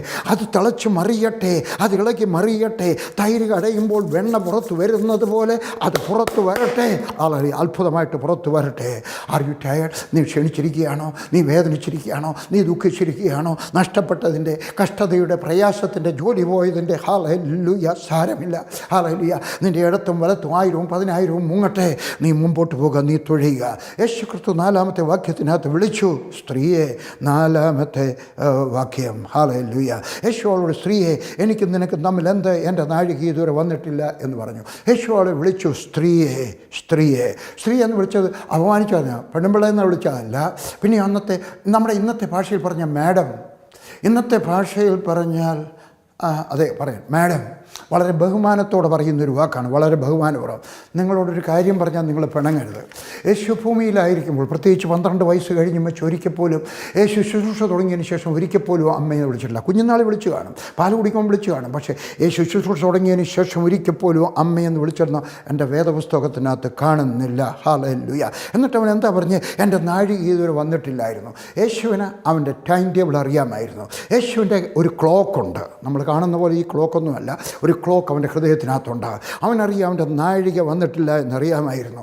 നമ്മളും ഓർക്കണം, നമ്മുടെ ഏതെങ്കിലും ഒരു പ്രാർത്ഥനയ്ക്ക് മറുപടി താമസിച്ചു പോയാൽ ദൈവത്തിൻ്റെ സമയമായിട്ടില്ല, പക്ഷേ അതുകൊണ്ട് അഡ്വാൻസായിട്ട് സ്തോത്രം ചെയ്യണം. അവൻ്റെ സമയത്ത് അവൻ നമുക്ക് വേണ്ടി തീർച്ചയായിട്ടും ചെയ്തു തരും. 5, അവൻ്റെ അമ്മ ശുശ്രൂഷക്കാരോട്, അവൻ നിങ്ങളോട് എന്തെങ്കിലും കൽപ്പിച്ചാൽ അത് ചെയ്യുവനെന്ന് പറഞ്ഞു. അവരുടെ യഹൂദന്മാരുടെ ശുദ്ധീകരണ നിയമം അനുസരിച്ച് 2-3 പറ വീതം കൊള്ളുന്ന ഒരു കൽപ്പാത്രം അവിടെ ഉണ്ടായിരുന്നു. സ്തോത്രം. ഹല്ലേലൂയ. വേഗത്തിൽ പറഞ്ഞു പോകാം, എനിക്ക് 2-3 പോയിൻ്റ് കൂടെ പറയാനുണ്ട്. ഹല്ലേലൂയ. അവൻ യേശുവിൻ്റെ അമ്മ പറഞ്ഞ അവസാനത്തെ വാചകം വേദപുസ്തകത്തിൽ രേഖപ്പെടുത്തിയിരിക്കുന്ന ഇവിടെയാണ്. എന്താണ്? അവൻ നിങ്ങളോട് എന്തെങ്കിലും പറഞ്ഞാൽ അനുസരിപ്പിക്കും. ഹല്ലേലൂയ. നിങ്ങൾക്ക് യേശുവിൻ്റെ അമ്മയോട് സ്നേഹമുണ്ടോ? എനിക്ക് സ്നേഹമുണ്ട്. യേശുവിൻ്റെ അമ്മയോട് ബഹുമാനമുണ്ട്, സ്നേഹമുണ്ട്. ഞാൻ ആരാധിക്കത്തില്ല, പക്ഷേ എനിക്ക് സ്നേഹമുണ്ട്. യേശുവിൻ്റെ അമ്മ പറഞ്ഞ അവസാനത്തെ വാചകം നിങ്ങൾ ചെയ്യണം. ഹല്ലേലൂയ. എന്താണ്? അവൻ നിങ്ങളോട് എന്തെങ്കിലും പറഞ്ഞാൽ, നിങ്ങളുടെ പാസ്റ്റർ പറയുന്നതല്ല, നിങ്ങളുടെ സഭ പറയുന്നതല്ല, നിങ്ങളുടെ പട്ടക്കാരൻ പറയുന്നതല്ല, അവർക്ക് പറയുന്ന മറ്റു കാര്യങ്ങൾ. പക്ഷേ വേദപുസ്തകത്തിനകത്ത് വരുമ്പോൾ ദൈവത്തിൻ്റെ വചനം, യേശു എന്തെങ്കിലും പറഞ്ഞാൽ അതനുസരിക്കണം. ഹല്ലേലൂയ. ഇത് 4-ാമത്തെ കാര്യം. അവർ കേൾക്കുക മാത്രമല്ല, ചെയ്യണം. ഹല്ലേലൂയ. നോഹയുടെ വചനം എല്ലാവരും കേട്ടു. വേദപണ്ഡിതന്മാർ പറയുന്നത് 120 വർഷം അവൻ സുവിശേഷം പ്രസംഗിച്ചതാണ്. 120 വർഷം കേട്ടു, പക്ഷേ 8 പേര് മാത്രമേ അനുസരിച്ചുള്ളൂ. കർത്താവായ യേശു ക്രിസ്തു ക്രൂശിൽ കിടന്ന് പ്രസംഗിക്കുന്നത് 2 കള്ളന്മാർ കേട്ടു. ഒരാൾ നേരെ നരകത്തിലേക്ക് പോയി, ഒരാൾ പറുദീസയിലേക്ക് പോയി. യേശു ക്രിസ്തു ക്രൂശിൽ കിടന്നുകൊണ്ട് പറയുന്നത് അനേക പട്ടാളക്കാർ കേട്ടു, പക്ഷേ ഒരു പട്ടാളക്കാരൻ്റെ കമാൻഡർ മാത്രം കേട്ടു. നിങ്ങൾ ഏത് കൂട്ടത്തിലായിരിക്കും? ഹല്ലേലൂയ. അവൻ്റെ വചനം കേൾക്കുക, അനുസരിക്കുക. 5-ാമത്തെ കാര്യം, വക്കോളം നിറച്ചു. നിൻ്റെ വായ വിസ്താരത്തിൽ നിറയ്ക്കാമെന്ന് പറഞ്ഞവനായ കർത്താവ് 181-ാം സങ്കീർത്തനത്തിൻ്റെ 10-ാമത്തെ വാക്യം. നീയും നിൻ്റെ വായ വിസ്താരത്തിൽ തുറക്കാമെങ്കിൽ, ചോദിക്കാമെങ്കിൽ. ഹല്ലേലൂയ. യേശുക്രിസ്തുവിൻ്റെ ശിഷ്യന്മാർ പറഞ്ഞത് എന്താണ്? യേശുവിനോട് പറയുന്നു, കർത്താവേ, ഞങ്ങളുടെ വിശ്വാസം വർദ്ധിപ്പിക്കണമേ. ലൂക്കോസ് 17:5. നമ്മൾ മതിയെന്ന് പറയരുത്. വക്കോളം പോരാ, വക്കോളം പോരാ, വക്കോളം പോരാ, വക്കോളം. ഓവർഫ്ലോയിങ് എക്സ്പീരിയൻസ് വരെ നമുക്ക് ഉണ്ടാകണം. വിശ്വാസം കുറയുന്നു തോന്നുമ്പോൾ ദൈവത്തിൻ്റെ അടുക്കൽ ചോദിക്കുക. ഹല്ലേലൂയ. 8-ാമത്തെ വാക്യം, ഇപ്പോൾ കോരിക്കൊണ്ട് പോവുക. എപ്പോൾ? അതിനൊരു സമയമുണ്ട്. പ്രിൻസിപ്പൽ 6. ദൈവത്തിനൊരു സമയമുണ്ട്, ദൈവത്തിന് പ്രവർത്തിക്കാനൊരു സമയമുണ്ട്. എൻ്റെ ആളുകൾ ചോദിക്കുക, കൊറോണ എപ്പോൾ പോകും? ദൈവത്തിൻ്റെ സമയത്തിന്. എപ്പോഴാണെന്ന് എനിക്ക് അറിഞ്ഞുകൂടാ. ഇന്ന് വരെ ഒരു ദൈവദാസന്മാർക്കും അത് വെളിപ്പെട്ടിട്ടില്ല. പക്ഷേ ഒരു ദിവസം മതിയാവും. ഹല്ലേലൂയ. ഒരു ദിവസം പറയും ഹല്ലേലൂയ. അവിടെ വെള്ളം വീഞ്ഞായി. അവിടെ 6 കലമുണ്ടായിരുന്നു. 6 എന്നുള്ളത് പിശാചിൻ്റെ നമ്പറാണ്. പക്ഷേ കർത്താവ് തൊട്ട് കഴിയുമ്പോൾ പിശാചിൻ്റെ നമ്പരും അനുഗ്രഹമായി തീരും. അതുകൊണ്ട് നിൻ്റെ ഡ്രൈവിംഗ് ലൈസൻസ്, നിൻ്റെ വീടിൻ്റെ നമ്പർ, നിനക്ക് കിട്ടുന്ന പരീക്ഷയുടെ ഹാൾ ടിക്കറ്റിൻ്റെ നമ്പർ ഒക്കെ 6 ആണെങ്കിലും വിഷമിക്കേണ്ട കാര്യമൊന്നുമില്ല. എൻ്റെ കർത്താവ് തൊട്ട് കഴിയുമ്പോൾ എല്ലാം അനുഗ്രഹിക്കപ്പെടും. ഹല്ലേലൂയ. യേശു പറഞ്ഞു, ഈ 6 കലവും നിറച്ചാട്ട് എന്നിട്ട് ഇത് കോരിക്കൊണ്ട് പോയിട്ട് കൊടുത്താട്ട്. ചിലരൊക്കെ പറഞ്ഞാണ് വെള്ളം കോരിക്കൊണ്ട് കൊടുക്കാനോ. അത് നീ അറിയേണ്ട ആവശ്യമില്ല. അവൻ പറഞ്ഞതനുസരിച്ച് കഴിയുമ്പോൾ നീ പ്രതീക്ഷിക്കാത്ത ചില വലിയ അത്ഭുതങ്ങൾ നിനക്ക് വേണ്ടി ദൈവം ചെയ്യും. കേട്ടോ, 2-3 പ്രാവശ്യം കേൾക്കണം. 10-15 പ്രാവശ്യം കേൾക്കണം. അവൻ പറഞ്ഞത് അനുസരിച്ച് കഴിയുമ്പോൾ. ഹല്ലേലൂയ. അതുകൊണ്ട് അവരത് നിറച്ചു. എന്നിട്ട് പറഞ്ഞു കോരിക്കൊണ്ട് കൊടുത്താട്ടെ. അവർ കോരിക്കൊണ്ട് കൊടുക്കുന്ന സമയത്ത് യേശു പറഞ്ഞു, ഇപ്പോൾ അവനതിനെ നോക്കിയപ്പോൾ അതിൻ്റെ മുഖഭാവം മാറി. സൃഷ്ടിതാവിൻ്റെ മുഖം കണ്ടപ്പോൾ, സൃഷ്ടിതാവിൻ്റെ നോട്ടം കണ്ടപ്പോൾ, സൃഷ്ടിതാവിൻ്റെ റേമ കേട്ടപ്പോൾ, ഹല്ലേലൂയ, സൃഷ്ടിയുടെ മുഖഭാവം മാറി, സൃഷ്ടിയുടെ നിറം മാറി, സൃഷ്ടിയുടെ രുചി മാറി, സൃഷ്ടിയുടെ മണം മാറി, സൃഷ്ടിയുടെ വില മാറി. ഹല്ലേലൂയ. 7ാമത്തെ തത്വം, യേശുവിൻ്റെ മഹത്വം അവിടെ ഉണ്ടായി. ഹല്ലേലൂയ. കൽപ്പാത്രം യേശു കണ്ടതാണ്. ഇങ്ങോട്ട് കയറി വന്ന സമയത്ത് കൽപ്പാത്രം കണ്ടു. അവിടെ കാല് കഴുകാനുള്ളവർ ചെന്ന് അവൻ്റെ കാലൊക്കെ കഴുകിയതാണ്. ആ വ്യത്യാസം ഉണ്ടായില്ല. യേശുമായിട്ട് സ്പർശനം ഉണ്ടായപ്പോഴും ഉണ്ടായില്ല. പക്ഷേ റേമായിക്ക് അത്ഭുതം ചെയ്യുവാൻ കഴിഞ്ഞു. എനിക്കും നിനക്കും ആവശ്യം യേശുവിൻ്റെ ഫോട്ടോയല്ല. എനിക്കും നിനക്കും ആവശ്യം ഒരു വേദപുസ്തകം വീട്ടിൽ വയ്ക്കുന്നതല്ല. എനിക്കും നിനക്കും ആവശ്യം വേദപുസ്തകത്തിനകത്ത് 2 വാക്യങ്ങൾ എഴുതി വയ്ക്കുന്നതല്ല. എനിക്കും നിനക്കും ആവശ്യം കൈകൊട്ടി പാട്ടുപാടി പ്രാർത്ഥിക്കുന്നത് മാത്രമല്ല, ദൈവത്തിൻ്റെ റേമ ഉണ്ടായിക്കഴിഞ്ഞപ്പോൾ വെള്ളത്തിൻ്റെ നില മാറി, നിറം മാറി, വില മാറി, സ്ഥാനം മാറി, പർപ്പസ് മാറി. ഹല്ലേലൂയ. ഇതെല്ലാം മാറ്റുന്നവനായ ദൈവം. വെള്ളം എന്താണ്? വെള്ളം രുചിയില്ലാത്തത്. നീ ദൈവവുമായിട്ട് നടക്കുന്ന സമയത്ത് അവൻ്റെ റേമ വന്നു കഴിയുമ്പോൾ ഹല്ലേലൂയ, നിൻ്റെ രുചിക്ക് വ്യത്യാസം ഉണ്ടാകും. വിലയില്ലാത്തത് വെറുതെ കിണറ്റിൽ നിന്ന് കോരിയെടുക്കാം, മഴ പെയ്യുമ്പോൾ ഉണ്ടാകും, ആറ്റിലുണ്ടാകും. ഹല്ലേലൂയ. എന്നാൽ വീഞ്ഞുണ്ടായി കഴിയുമ്പോൾ എന്താണ്? അതിന് വിലയുള്ളതാണ്. ഹല്ലേലൂയ. വെള്ളം ഓടയിലേക്ക് ഒഴുകുന്നു. ഹല്ലേലൂയ. എന്നാൽ വീഞ്ഞോ അലമാരിയിൽ വയ്ക്കുന്നു. വെള്ളത്തിന് നിറമില്ല. എന്നാൽ യേശു ക്രിസ്തുവിൻ്റെ റേമ വന്നു കഴിഞ്ഞപ്പോൾ അതിന് റേമ ഉണ്ടായി. വെള്ളം സാധാരണ കൊടുക്കുന്നതാണ്. എന്നാൽ ഹല്ലേലൂയ, ഒരു വീഞ്ഞോ അത് മഹാന്മാർക്ക് വളരെ ആദരവോടെ കൊടുക്കുന്നതാണ്. ഹല്ലേലൂയ. എൻ്റെ ദൈവത്തിൻ്റെ കൃപ വന്നു കഴിയുമ്പോൾ നിൻ്റെ ഇതെല്ലാം വ്യത്യാസം വരും. ഹല്ലേലൂയ. ദാഹശമനത്തിനാണ് വെള്ളം ഉപയോഗിക്കുന്നത്. എന്നാൽ വീഞ്ഞോ സെലിബ്രേഷനാണ്. ഹല്ലേലൂയ. കാലപ്പഴക്കം വന്നു കഴിയുമ്പോൾ വെള്ളത്തിനകത്ത് കൃമിയുണ്ടാകും. നിങ്ങൾ ഒരു കുപ്പി വെള്ളം 1 മാസം വെച്ച് കഴിഞ്ഞാട്ട് അതിനകത്ത് പായലുണ്ടാകുന്നത് നിങ്ങൾക്ക് കാണാം. ഹല്ലേലൂയ. യേശുവിൻ്റെ റേമ വന്നു കഴിയുമ്പോൾ, ഹല്ലേലൂയ, യേശുവിനോട് കൂടെ നടക്കുമ്പോൾ അവൻ റീമ വന്നു കഴിയുമ്പോൾ, ഹല്ലേലൂയ, നിനക്ക് രുചിയുണ്ടാകും, നിനക്ക് വിലയുണ്ടാകും, നീ അലമാരിയിലാകും. ഹല്ലേലൂയ. നിറമുള്ളതായി മാറും. മഹാന്മാരോടൊപ്പം ഇരിക്കുവാൻ കർത്താവ് സഹായിക്കും. നീ ഒരു സെലിബ്രേഷനകത്ത് ജീവിക്കും, നിനക്ക് വില കൂടും. ഹല്ലേലൂയ. ആദ്യത്തെ വർഷം യേശു ക്രിസ്തു ഭൂമിയിലായിരുന്ന സമയത്ത് അവൻ്റെ ആദ്യത്തെ വർഷത്തിൽ അനുഗ്രഹം വരാൻ തുടങ്ങി. ഹല്ലേലൂയ. കാര്യങ്ങൾക്ക് വ്യത്യാസം വരുവാൻ തുടങ്ങി. നീയും യേശു കൂടെ ഉണ്ടായിരുന്നാൽ, റേമ ഉണ്ടായിക്കഴിഞ്ഞാൽ, റേമയുടെ എക്കോ ഉണ്ടായി കഴിയുമ്പോൾ അത്ഭുതം നടക്കും. ലോഗോസ് റേമായി കഴിയും. ഈ വേദപുസ്തകത്തിനകത്ത് എഴുതിയിരിക്കുന്നത് സംഭവിക്കുവാൻ തുടങ്ങും. 2, നീ ഒരു അത്ഭുതം പ്രതീക്ഷിക്കണം. നിനക്ക് എന്താണ് പ്രതീക്ഷ? ഇനി കൊറോണ വന്ന് ഞാൻ ചത്തു, എന്താണ് നീ പ്രതീക്ഷിക്കുന്നത്? ഇല്ല, എൻ്റെ ഇടത്തും വലത്തും 1000, 10,000 വീണാലും ഞാൻ ജീവിച്ചിരിക്കും. ഹല്ലേലൂയ. നിനക്കൊരു പ്രതീക്ഷ ഉണ്ടായിരിക്കട്ടെ. എൻ്റെ അസുഖം മാറും, എനിക്ക് കോളേജിൽ അഡ്മിഷൻ കിട്ടാം, എനിക്ക് മെഡിസിൻ അഡ്മിഷൻ കിട്ടും, ഞാൻ നല്ലൊരു ബൈബിൾ കോളേജിൽ പോകും, ഞാനൊരു പട്ടക്കാരനായിത്തീരും, ഞാനൊരു പാസ്റ്ററായിത്തീരും. നിനക്കൊരു വലിയ പ്രതീക്ഷ ഉണ്ടായിരിക്കട്ടെ. 3, ദൈവവചനം ഹൃദയത്തിൽ ഇളകി മറിയട്ടെ. ഒരു വാക്യമല്ല, കഴിയുന്നത്ര വാക്യങ്ങൾ, ഒന്നും അല്ലെങ്കിൽ എഴുതി വെച്ചിട്ട് ഭിത്തിയിലൊട്ടിച്ചിട്ട് അത് വായിക്കുക, ഇളകി മറിയട്ടെ. അനുസരിക്കുക, കേൾക്കുന്നത് അനുസരിക്കുക. 3, വലിയ വിശ്വാസം, വക്കോളം നിറയ്ക്കുക. 6, ദൈവത്തിനൊരു സമയമുണ്ട്. അത് താമസിച്ചാൽ തിരികെ നടക്കരുത്. Don't go back. ഹല്ലേലൂയ. കർവാപ്പസിലേക്ക് പോകരുത്, താമസിച്ചാലും വരും. 7, ദൈവനാമ മഹത്വം. 2ാമത്തെ ഭാഗത്തിലേക്ക് പോവുകയാണ്. നിങ്ങളെപ്പറ്റി എഴുതിയിരിക്കുന്ന ഒരു ഭാഗം കണ്ടുപിടിക്കണം. നിങ്ങളെപ്പറ്റി എഴുതിയിരിക്കുന്ന ഒരു ഭാഗമുണ്ട്. ലൂക്കോസിൻ്റെ സുവിശേഷം അതിൻ്റെ 4-ാം അധ്യായം അതിൻ്റെ 16 മുതലുള്ള വാക്യങ്ങൾ. യേശു വളർന്ന നസ്രയത്തിൽ വന്നു. ശബത്തിൽ തൻ്റെ പതിവ് പോലെ പള്ളിയിൽ ചെന്ന് വായിപ്പാൻ എഴുന്നേറ്റ് നിന്നു. യേശയ്യ പ്രവാചകൻ്റെ പുസ്തകം അവന് കൊടുത്തു. അവൻ പുസ്തകം വിളർത്തി. ദരിദ്രന്മാരുടെ സുവിശേഷം അറിയിപ്പാൻ കർത്താവ് എന്നെ അഭിഷേകം ചെയ്യുകയാൽ അവൻ്റെ ആത്മാവിൻ്റെ മേലുണ്ട്. ബദ്ധന്മാർക്ക് വിടുതലും കുരുടന്മാർക്ക് കാഴ്ചയും പ്രസംഗിപ്പാനും പീഡിതന്മാരെ വിടുവിച്ച് അയപ്പാനും കർത്താവിൻ്റെ പ്രസാദവർഷം പ്രസംഗിപ്പാനും എന്നെ അയച്ചിരിക്കുന്നു എന്ന് എഴുതിയിരിക്കുന്ന സ്ഥലം കണ്ടുപിടിച്ചു. പിന്നെ അവൻ പുസ്തകം മടക്കി ശുശ്രൂഷക്കാരന് തിരികെ കൊടുത്തിട്ടിരുന്നു. പള്ളിയിലുള്ള എല്ലാവരുടെയും കണ്ണ് അവങ്കൽ പതിഞ്ഞിരുന്നു. അവൻ അവരോട്, ഇന്ന് നിങ്ങൾ എൻ്റെ വചനം കേൾക്കയിൽ ഈ തിരുവഴുത്തിന് നിവൃത്തി വന്നിരിക്കുന്നു എന്ന് പറഞ്ഞു തുടങ്ങി. യേശുവിൻ്റെ കാലത്ത് ഇതുപോലെ പുസ്തക ചുരുളാണ് എബ്രായ ഭാഷയിൽ. ഓരോ പുസ്തകങ്ങളും ചിലപ്പോൾ ഒരു പുസ്തകം തന്നെ 2 ചുരുളിലായിരിക്കും. ഇത് ചെറുതായിട്ട് ഞാൻ സാമ്പിൾ കോപ്പി വാങ്ങിച്ചുകൊണ്ട് വെച്ചിരിക്കുകയാണ് യെരുശലേമിൽ നിന്ന്. ഇത് വിചാരിച്ചാട്ടെ വലിയൊരു പുസ്തകം യേശുവിൻ്റെ കയ്യിലോട്ട് കൊടുത്തു. യേശു ആ പുസ്തകച്ചുരുൾ, അന്നത്തെ കാലത്ത് അധ്യായമില്ല, വാക്യമില്ല, അവൻ ഇഷ്ടമുള്ള ഒരു ഭാഗം കണ്ടുപിടിച്ചു. ഞാൻ ഒന്നുകൂടെ വായിക്കട്ടെ ആ ഭാഗം. അവൻ അവിടെ നസ്രത്തിൽ വന്നു, ശബത്തിൽ തൻ്റെ പതിവ് പോലെ പള്ളിയിൽ ചെന്ന് വായിപ്പാൻ എഴുന്നേറ്റ് വന്നു. നിങ്ങൾക്കെല്ലാം ഒരു ജോലി ഉണ്ടായിരിക്കണം, നിങ്ങളുടെ മക്കൾക്കൊരു ജോലി ഉണ്ടായിരിക്കണം. ചർച്ചയിൽ ചെന്നിട്ട് ആരാധന കഴിഞ്ഞിട്ട് മടങ്ങി വരികയല്ല. ഒന്നുകിൽ കസേര തുടച്ചിടണം, അല്ലെങ്കിൽ പാസ്റ്ററുടെ ഷൂസ് ഉടച്ചു കൊടുക്കണം, പള്ളിയിലെ പട്ടക്കാരൻ്റെ ഷൂസ് ഉടച്ചു കൊടുക്കണം, എന്തെങ്കിലുമൊക്കെ ജോലി ചെയ്യുന്ന ഒരു വ്യക്തിയായിട്ട് മാറണം. അവൻ ചെന്നിട്ട് അവൻ പതിവ് പോലെ, അവൻ പതിവായിരുന്നു, പുസ്തകം വായിക്കുന്നത് പതിവായിരുന്നു. ആ പുസ്തകം വായിപ്പാൻ എഴുന്നേറ്റ് നിന്നു. അവൻ്റെ ഈ പുസ്തകം കൊടുത്തു. ഹല്ലേലൂയ എന്ന് അവനെ പറ്റി എഴുതിയിരുന്ന സ്ഥലം കണ്ടുപിടിച്ചു. ഏത് ഭാഗമാണ് കണ്ടുപിടിച്ചത്? അവനെപ്പറ്റി എഴുതിയിരുന്ന ഒരു ഭാഗം. പ്രിയപ്പെട്ട കൂടപ്പിറപ്പേ, നിങ്ങളെപ്പറ്റിയും എഴുതിയിരിക്കുന്ന ഒരു ഭാഗം ഈ തിരുവചനത്തിലുണ്ട്. നിങ്ങളെപ്പറ്റി എഴുതിയിരിക്കുന്ന ഒരു ഭാഗം കണ്ടുപിടിക്കണം. ഹല്ലേലൂയ. ഞാൻ എന്നെപ്പറ്റി എഴുതിയിരിക്കുന്ന ഭാഗം ഞാൻ രക്ഷിക്കപ്പെട്ടപ്പോഴേ കണ്ടുപിടിച്ചു. ഹല്ലേലൂയ. യേശു പറഞ്ഞ ഇതേ വാചകം ഞാൻ കണ്ടുപിടിച്ചിട്ട് പറഞ്ഞു, ഇതായിരിക്കും എൻ്റെ ജീവിതം. ഇന്ന് ഞാൻ പ്രസംഗിക്കാൻ നിൽക്കുന്ന സമയത്ത്, എനിക്ക് ഭയം വരുന്ന സമയത്ത്, ഈ പുസ്തകം ഞാൻ എടുത്തിട്ട് ആ ഭാഗം ഞാൻ കണ്ടുപിടിച്ചിട്ട് 61-ാം അധ്യായം, യേശയ്യാവിൻ്റെ പുസ്തകം 61-ാം അധ്യായത്തിൻ്റെ വാക്ക് എടുത്ത് വെച്ചാൽ പറയും, ഇതാണ് എൻ്റെ ജീവിതം. ഹല്ലേലൂയ. അതുപോലെ സംഭവിക്കുന്നു. നിങ്ങളെപ്പറ്റി എഴുതിയിരിക്കുന്ന ഒരു ഭാഗമുണ്ട്, നിങ്ങളുടെ മകനെപ്പറ്റി എഴുതിയിരിക്കുന്ന ഒരു ഭാഗമുണ്ട്. അത് കണ്ടുപിടിക്കുക. യേശു കണ്ടുപിടിച്ചു. ഹല്ലേലൂയ. എൻ്റെ മൂത്ത മകൾ, അവൾ മന്ദബുദ്ധിയായിരുന്നു, നിങ്ങൾക്കറിയാം. ഹല്ലേലൂയ. അവൾ ഒരു ദിവസം നിരാശയായിട്ട് പുറകിലിരിക്കുന്ന സമയത്താണ് ഞാൻ പ്രസംഗിച്ചു. അവൾ നിരാശയം കണ്ടിട്ട് ഞാൻ എൻ്റെ പ്രസംഗ വിഷയം അങ്ങ് മാറ്റി. ഞാൻ പറഞ്ഞു, തലീത്ത ഭൂമി. അവിടെ മുഖമൊന്ന് ഉയർന്നു. എന്താണ് പെൺകുട്ടി തല ഉയർത്തുക? ഹല്ലേലൂയ. അവൾ തല ഉയർത്തി. അവൾ അവിടെ മുറിയിലോട്ട് ചെന്ന് കഴിഞ്ഞും വെച്ച് അവിടെ ഡയറി എടുത്തും വെച്ച് അതിനകത്ത് എഴുതി വെച്ചു, ഡോക്ടർ ആനി വർഗീസ്. അവിടെ ടീച്ചർ പറഞ്ഞാൽ നീ 12-ാം ക്ലാസ് പാസ്സാവത്തില്ലെന്ന്. അവൾ അവൾ ലില്ലിയെടുക്കെ പറഞ്ഞതാണ്, മമ്മി എനിക്ക് പരീക്ഷ എഴുതാൻ പേടിയാണ്, ഞാൻ ജയിക്കത്തില്ല. അവൾ എഴുതി വെച്ചു, ഡോക്ടർ ആനി വർഗീസ്. ഇന്ന് അവിടെ പേരെന്തായെന്ന് അറിയാമോ? Hallelujah. Doctor Annie Varghese PhD.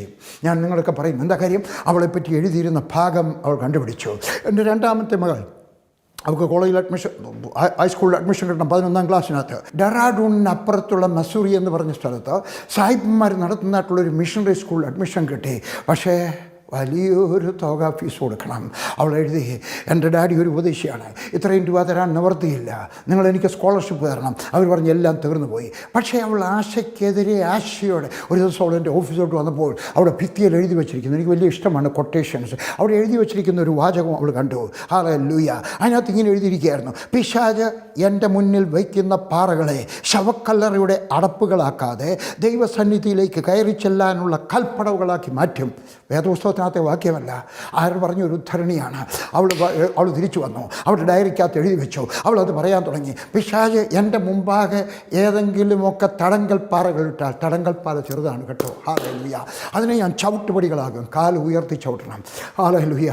ദൈവത്തിൻ്റെ കൂടെ നീ നടക്കാമെങ്കിൽ ഞാൻ പറയുന്നത് കേട്ടാട്ടെ, നിൻ്റെ തടങ്കൽ പാറ, നിൻ്റെ ഇടർച്ചക്കല്ല്, നിൻ്റെ തടസ്സങ്ങൾ, നിൻ്റെ വേദന, നിൻ്റെ മുള്ള്, നിൻ്റെ കണ്ണുനീര്, നിൻ്റെ അതിദുഃഖം, നിനക്ക് അത്യാവശ്യമായ വേദവാക്യം കണ്ടുപിടിച്ചിട്ട് ദൈവത്തോട് പറയണം. ഹല്ലേലൂയ. എന്താണ് അതിൻ്റെ 19-ാമത്തെ വാക്യം? കർത്താവിൻ്റെ പ്രസാദ വർഷം പ്രസംഗിപ്പാൻ യേശു എന്നെ ആക്കി വെച്ചിരിക്കുന്നു.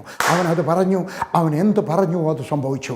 ഏത് ഭാഗം കണ്ടുപിടിച്ചോ അത് സംഭവിച്ചു. നിനക്ക് എന്താണ് ആവശ്യം? യേശു ക്രിസ്തുവിൻ്റെ 1-ാമത്തെ വർഷത്തിൽ നമ്മളെ പഠിപ്പിക്കുകയാണ്. യേശു ക്രിസ്തുവിൻ്റെ 1-ാമത്തെ വർഷം ഇവിടെ അവസാനിക്കുകയാണ്. ഹല്ലേലൂയ. അവൻ എന്താണ് പഠിപ്പിക്കുന്നത്? നിനക്ക് എന്താണ് ആവശ്യം? അത് ഭാഗം കണ്ടുപിടിക്കുക. ഈ വേദപുസ്തകത്തിനകത്തുണ്ട്, ഉൽപ്പത്തി മുതൽ വെളിപ്പാട് പുസ്തകത്തിനകത്ത് വരെ പോകാമെങ്കിൽ ഹല്ലേലൂയ കണ്ടുപിടിക്കാം. എന്നിട്ടൊരു കാര്യം കൂടെ ചെയ്യണം കേട്ടോ. അത് കഴിയുമ്പോൾ വീടിക്കടയിൽ കടയിലോട്ടല്ല പോകുന്നത്. അത് കഴിയുമ്പോൾ ചെല്ലുന്ന ടെലിവിഷനകത്ത് എന്തോ അടിപൊളി പ്രോഗ്രാമല്ല കാണുന്നത്. ഹല്ലേലൂയ. പിന്നെ എന്തുവാ കാണുന്നത്? വേദപുസ്തകം. എല്ലാം നല്ലതാണ്. കമ്പ്യൂട്ടറും നല്ലതാണ്, മൊബൈൽ ഫോണും നല്ലതാണ് കേട്ടോ, ടെലിവിഷനും നല്ലതാണ്. ഇതൊക്കെ ദുരുപയോഗപ്പെടുത്തുന്നെങ്കിലാണ് കുഴപ്പം. ഹല്ലേലൂയ. ചാരായവും നല്ലതാണ്. പക്ഷേ എന്തിനാണ് തെറ്റിദ്ധരിക്കരുത് കേട്ടോ. ഇതാരെങ്കിലും കോട്ടി എതുമിച്ച് പറയരുത്, പി പരീക്ഷ പറഞ്ഞെന്ന്. ഹല്ലേലൂയ. നിൻ്റെ കഫ് സിറപ്പിനകത്ത് ഏകദേശം 30% ചാരായമാണ്. അപ്പോൾ ചാരായം അല്ല ദോഷം ചെയ്യുന്നത്, ചാരായം കുടിക്കുന്നതാണ് ദോഷം ചെയ്യുന്നത്. അത് കഫ് സിറപ്പ് ആകുമ്പോൾ, വാട്ടർ ബെറിസ് കോമ്പൗണ്ട് ആകുമ്പോൾ, വേറൊരു മരുന്നാകുമ്പോൾ, ഹല്ലേലൂയ. അതുകൊണ്ട് നിൻ്റെ മൊബൈൽ ഫോണല്ല നിന്നെ ചീത്തയാക്കുന്നത്, കമ്പ്യൂട്ടറല്ല നിന്നെ ചീത്തയാക്കുന്നത്, നിൻ്റെ ടെലിവിഷനല്ല ചീത്തയാക്കുന്നത്. നീ അതിനകത്ത് എന്ത് കാണുന്നു, എന്ത് കേൾക്കുന്നു, എന്ത് പഠിക്കുന്നു, എന്ത് തിന്നുന്നു, എന്ത് കുടിക്കുന്നു എന്നുള്ളതാണ്. അതുകൊണ്ട് എന്ത് ചെയ്യണം? ദൈവത്തിൻ്റെ വചനം നിൻ്റെ ഹൃദയത്തിനകത്ത് നിറച്ചിട്ട് നീ ഒരു പ്രതീക്ഷയുള്ളവനായി തീരണം. ഹല്ലേലൂയ. എന്നിട്ട് നിന്നെപ്പറ്റി എഴുതിയിരിക്കുന്ന ഭാഗം കണ്ടുപിടിക്കണം. യേശുവിനോട് കൂടെ നടക്കുക, വാക്ക് വിത്ത് ജീസസ്. എന്നിട്ട് അവൻ നിന്നെ അനുഗ്രഹിക്കും. നിന്നെ വാലല്ല തലയാക്കി തീർക്കും. ഈ വേദപുസ്തകത്തിനകത്തെ വാക്യം നീ കണ്ടുപിടിച്ചിട്ട് ദൈവത്തോട് ചോദിക്കാമെങ്കിൽ അവൻ നിനക്ക് തരും. അവൻ അതിനുവേണ്ടിയാണ് ഈ ഭൂമിയിൽ വന്നത്. അല്ലെങ്കിൽ സ്വർഗ്ഗത്തിൽ ഇരുന്ന് വെച്ച് വേറൊരു ഏശയ്യാവിനെ അയച്ചാൽ മതിയായിരുന്നു, വേറൊരു ദാവീദിനെ അയച്ചാൽ മതിയായിരുന്നു, വേറൊരാളിനെ അയച്ചാൽ മതി. അവൻ ഭൂമിയിൽ വന്നത് ഹല്ലേലൂയ 1-ാമത്തെ വർഷത്തിൽ നിന്നെ പഠിപ്പിക്കുന്നു. ഹല്ലേലൂയ നിനക്ക് എന്താണ് ആവശ്യം? നിന്നെപ്പറ്റി എഴുതിയിരിക്കുന്ന ഭാഗം കണ്ടുപിടിക്കുക, എന്നിട്ട് ദൈവത്തോട് പറയുക, എൻ്റെ കർത്താവ് നിന്നെ അതാക്കി തീർക്കും. പ്രാർത്ഥിക്കാൻ പോവാണ്. എന്താണ് നിനക്ക് ആവശ്യം? നിന്നെപ്പറ്റി എഴുതിയിരിക്കുന്ന ഒരു ഭാഗം കണ്ടുപിടിച്ചാട്ട് നിങ്ങൾ പ്ലീസ് ഡു ദിസ്. ഹല്ലേലൂയ നിങ്ങളെപ്പറ്റി എഴുതിയിരിക്കുന്ന ഒരു ഭാഗം നിങ്ങൾ കണ്ടുപിടിച്ചിട്ട് ദൈവത്തോട് വാക്ക് പറഞ്ഞാട്ടെ, ഞാൻ നിൻ്റെ കൂടെ നടക്കാം. കർത്താവ് ഈ പറഞ്ഞ സിദ്ധാന്തങ്ങൾ 6 സിദ്ധാന്തവും ഞാൻ എൻ്റെ ജീവിതത്തിനകത്ത് പ്രായോഗികമാക്കും. ആ സമയത്ത് നീ അനുഗ്രഹിക്കണം. യേശുവിൻ്റെ കൂടെ ഞാൻ നടക്കും. ഹല്ലേലൂയ അപ്പോൾ ലോഗോസ് റേമ ആയിത്തീരും. 2 അത്ഭുതം ഞാൻ പ്രതീക്ഷിക്കും. 3 ദൈവവചനം ഞാൻ ഹൃദയത്തിൽ സൂക്ഷിക്കും. 4 ദൈവം പറയുന്നത് ഞാൻ അനുസരിക്കും. 5 വലിയ വിശ്വാസം വക്കോളം ഞാൻ നിറയ്ക്കും. 6 ദൈവത്തിൻ്റെ ഒരു സമയമുണ്ട്, ഞാൻ ആ സമയത്തിന് വേണ്ടി കാത്തിരിക്കും. അത് നടന്നില്ല എങ്കിൽ ഞാൻ തിരികെ പോകത്തില്ല, മുൻപോട്ട് തന്നെ കർത്താവിൻ്റെ കൂടെ നടക്കും. ഹല്ലേലൂയ 7 എൻ്റെ ലക്ഷ്യം ദൈവനാമ മഹത്വമാണ്. ഞാൻ നിങ്ങൾക്ക് വേണ്ടി പ്രാർത്ഥിക്കാൻ പോവുകയാണ്. ദൈവനാമ മഹത്വത്തിന് വേണ്ടി നീ ജീവിക്കുക, ദൈവനാമ മഹത്വത്തിന് വേണ്ടി നീ സംസാരിക്കുക, ദൈവനാമ മഹത്വത്തിന് വേണ്ടി നിൻ്റെ പ്രവർത്തനങ്ങളെല്ലാമായി തീരട്ടെ. ഇന്ന് ഞാൻ നിങ്ങൾക്ക് വേണ്ടി പ്രാർത്ഥിക്കാൻ പോവുകയാണ്. ഹല്ലേലൂയ ആർക്കാണ് ഒരു അത്ഭുതം? ഞാൻ ഈ പറഞ്ഞ 7 തത്വങ്ങളും നിങ്ങൾ ചെയ്യാമെങ്കിൽ എൻ്റെ സ്വർഗ്ഗസ്ഥനായ ദൈവം നിന്നെ വാലല്ല തലയാക്കി തീർക്കും, നിന്നെ ഒരു അത്ഭുതമാക്കി തീർക്കും. അവൻ നിൻ്റെ കൂടെ നടക്കും. നിൻ്റെ ജീവിതം എന്തായിരുന്നു അതായിരിക്കത്തില്ല. വെള്ളം വീഞ്ഞായതുപോലെ വെറും പച്ചവെള്ളത്തിന് രുചിയും മണവും ഗുണവും വിലയും നിലയും ഉണ്ടാക്കി എൻ്റെ ദൈവം നിൻ്റെ ജീവിതത്തിനകത്ത് നിലയും വിലയും അഭിമാനവും ഉണ്ടാക്കി തീർക്കും.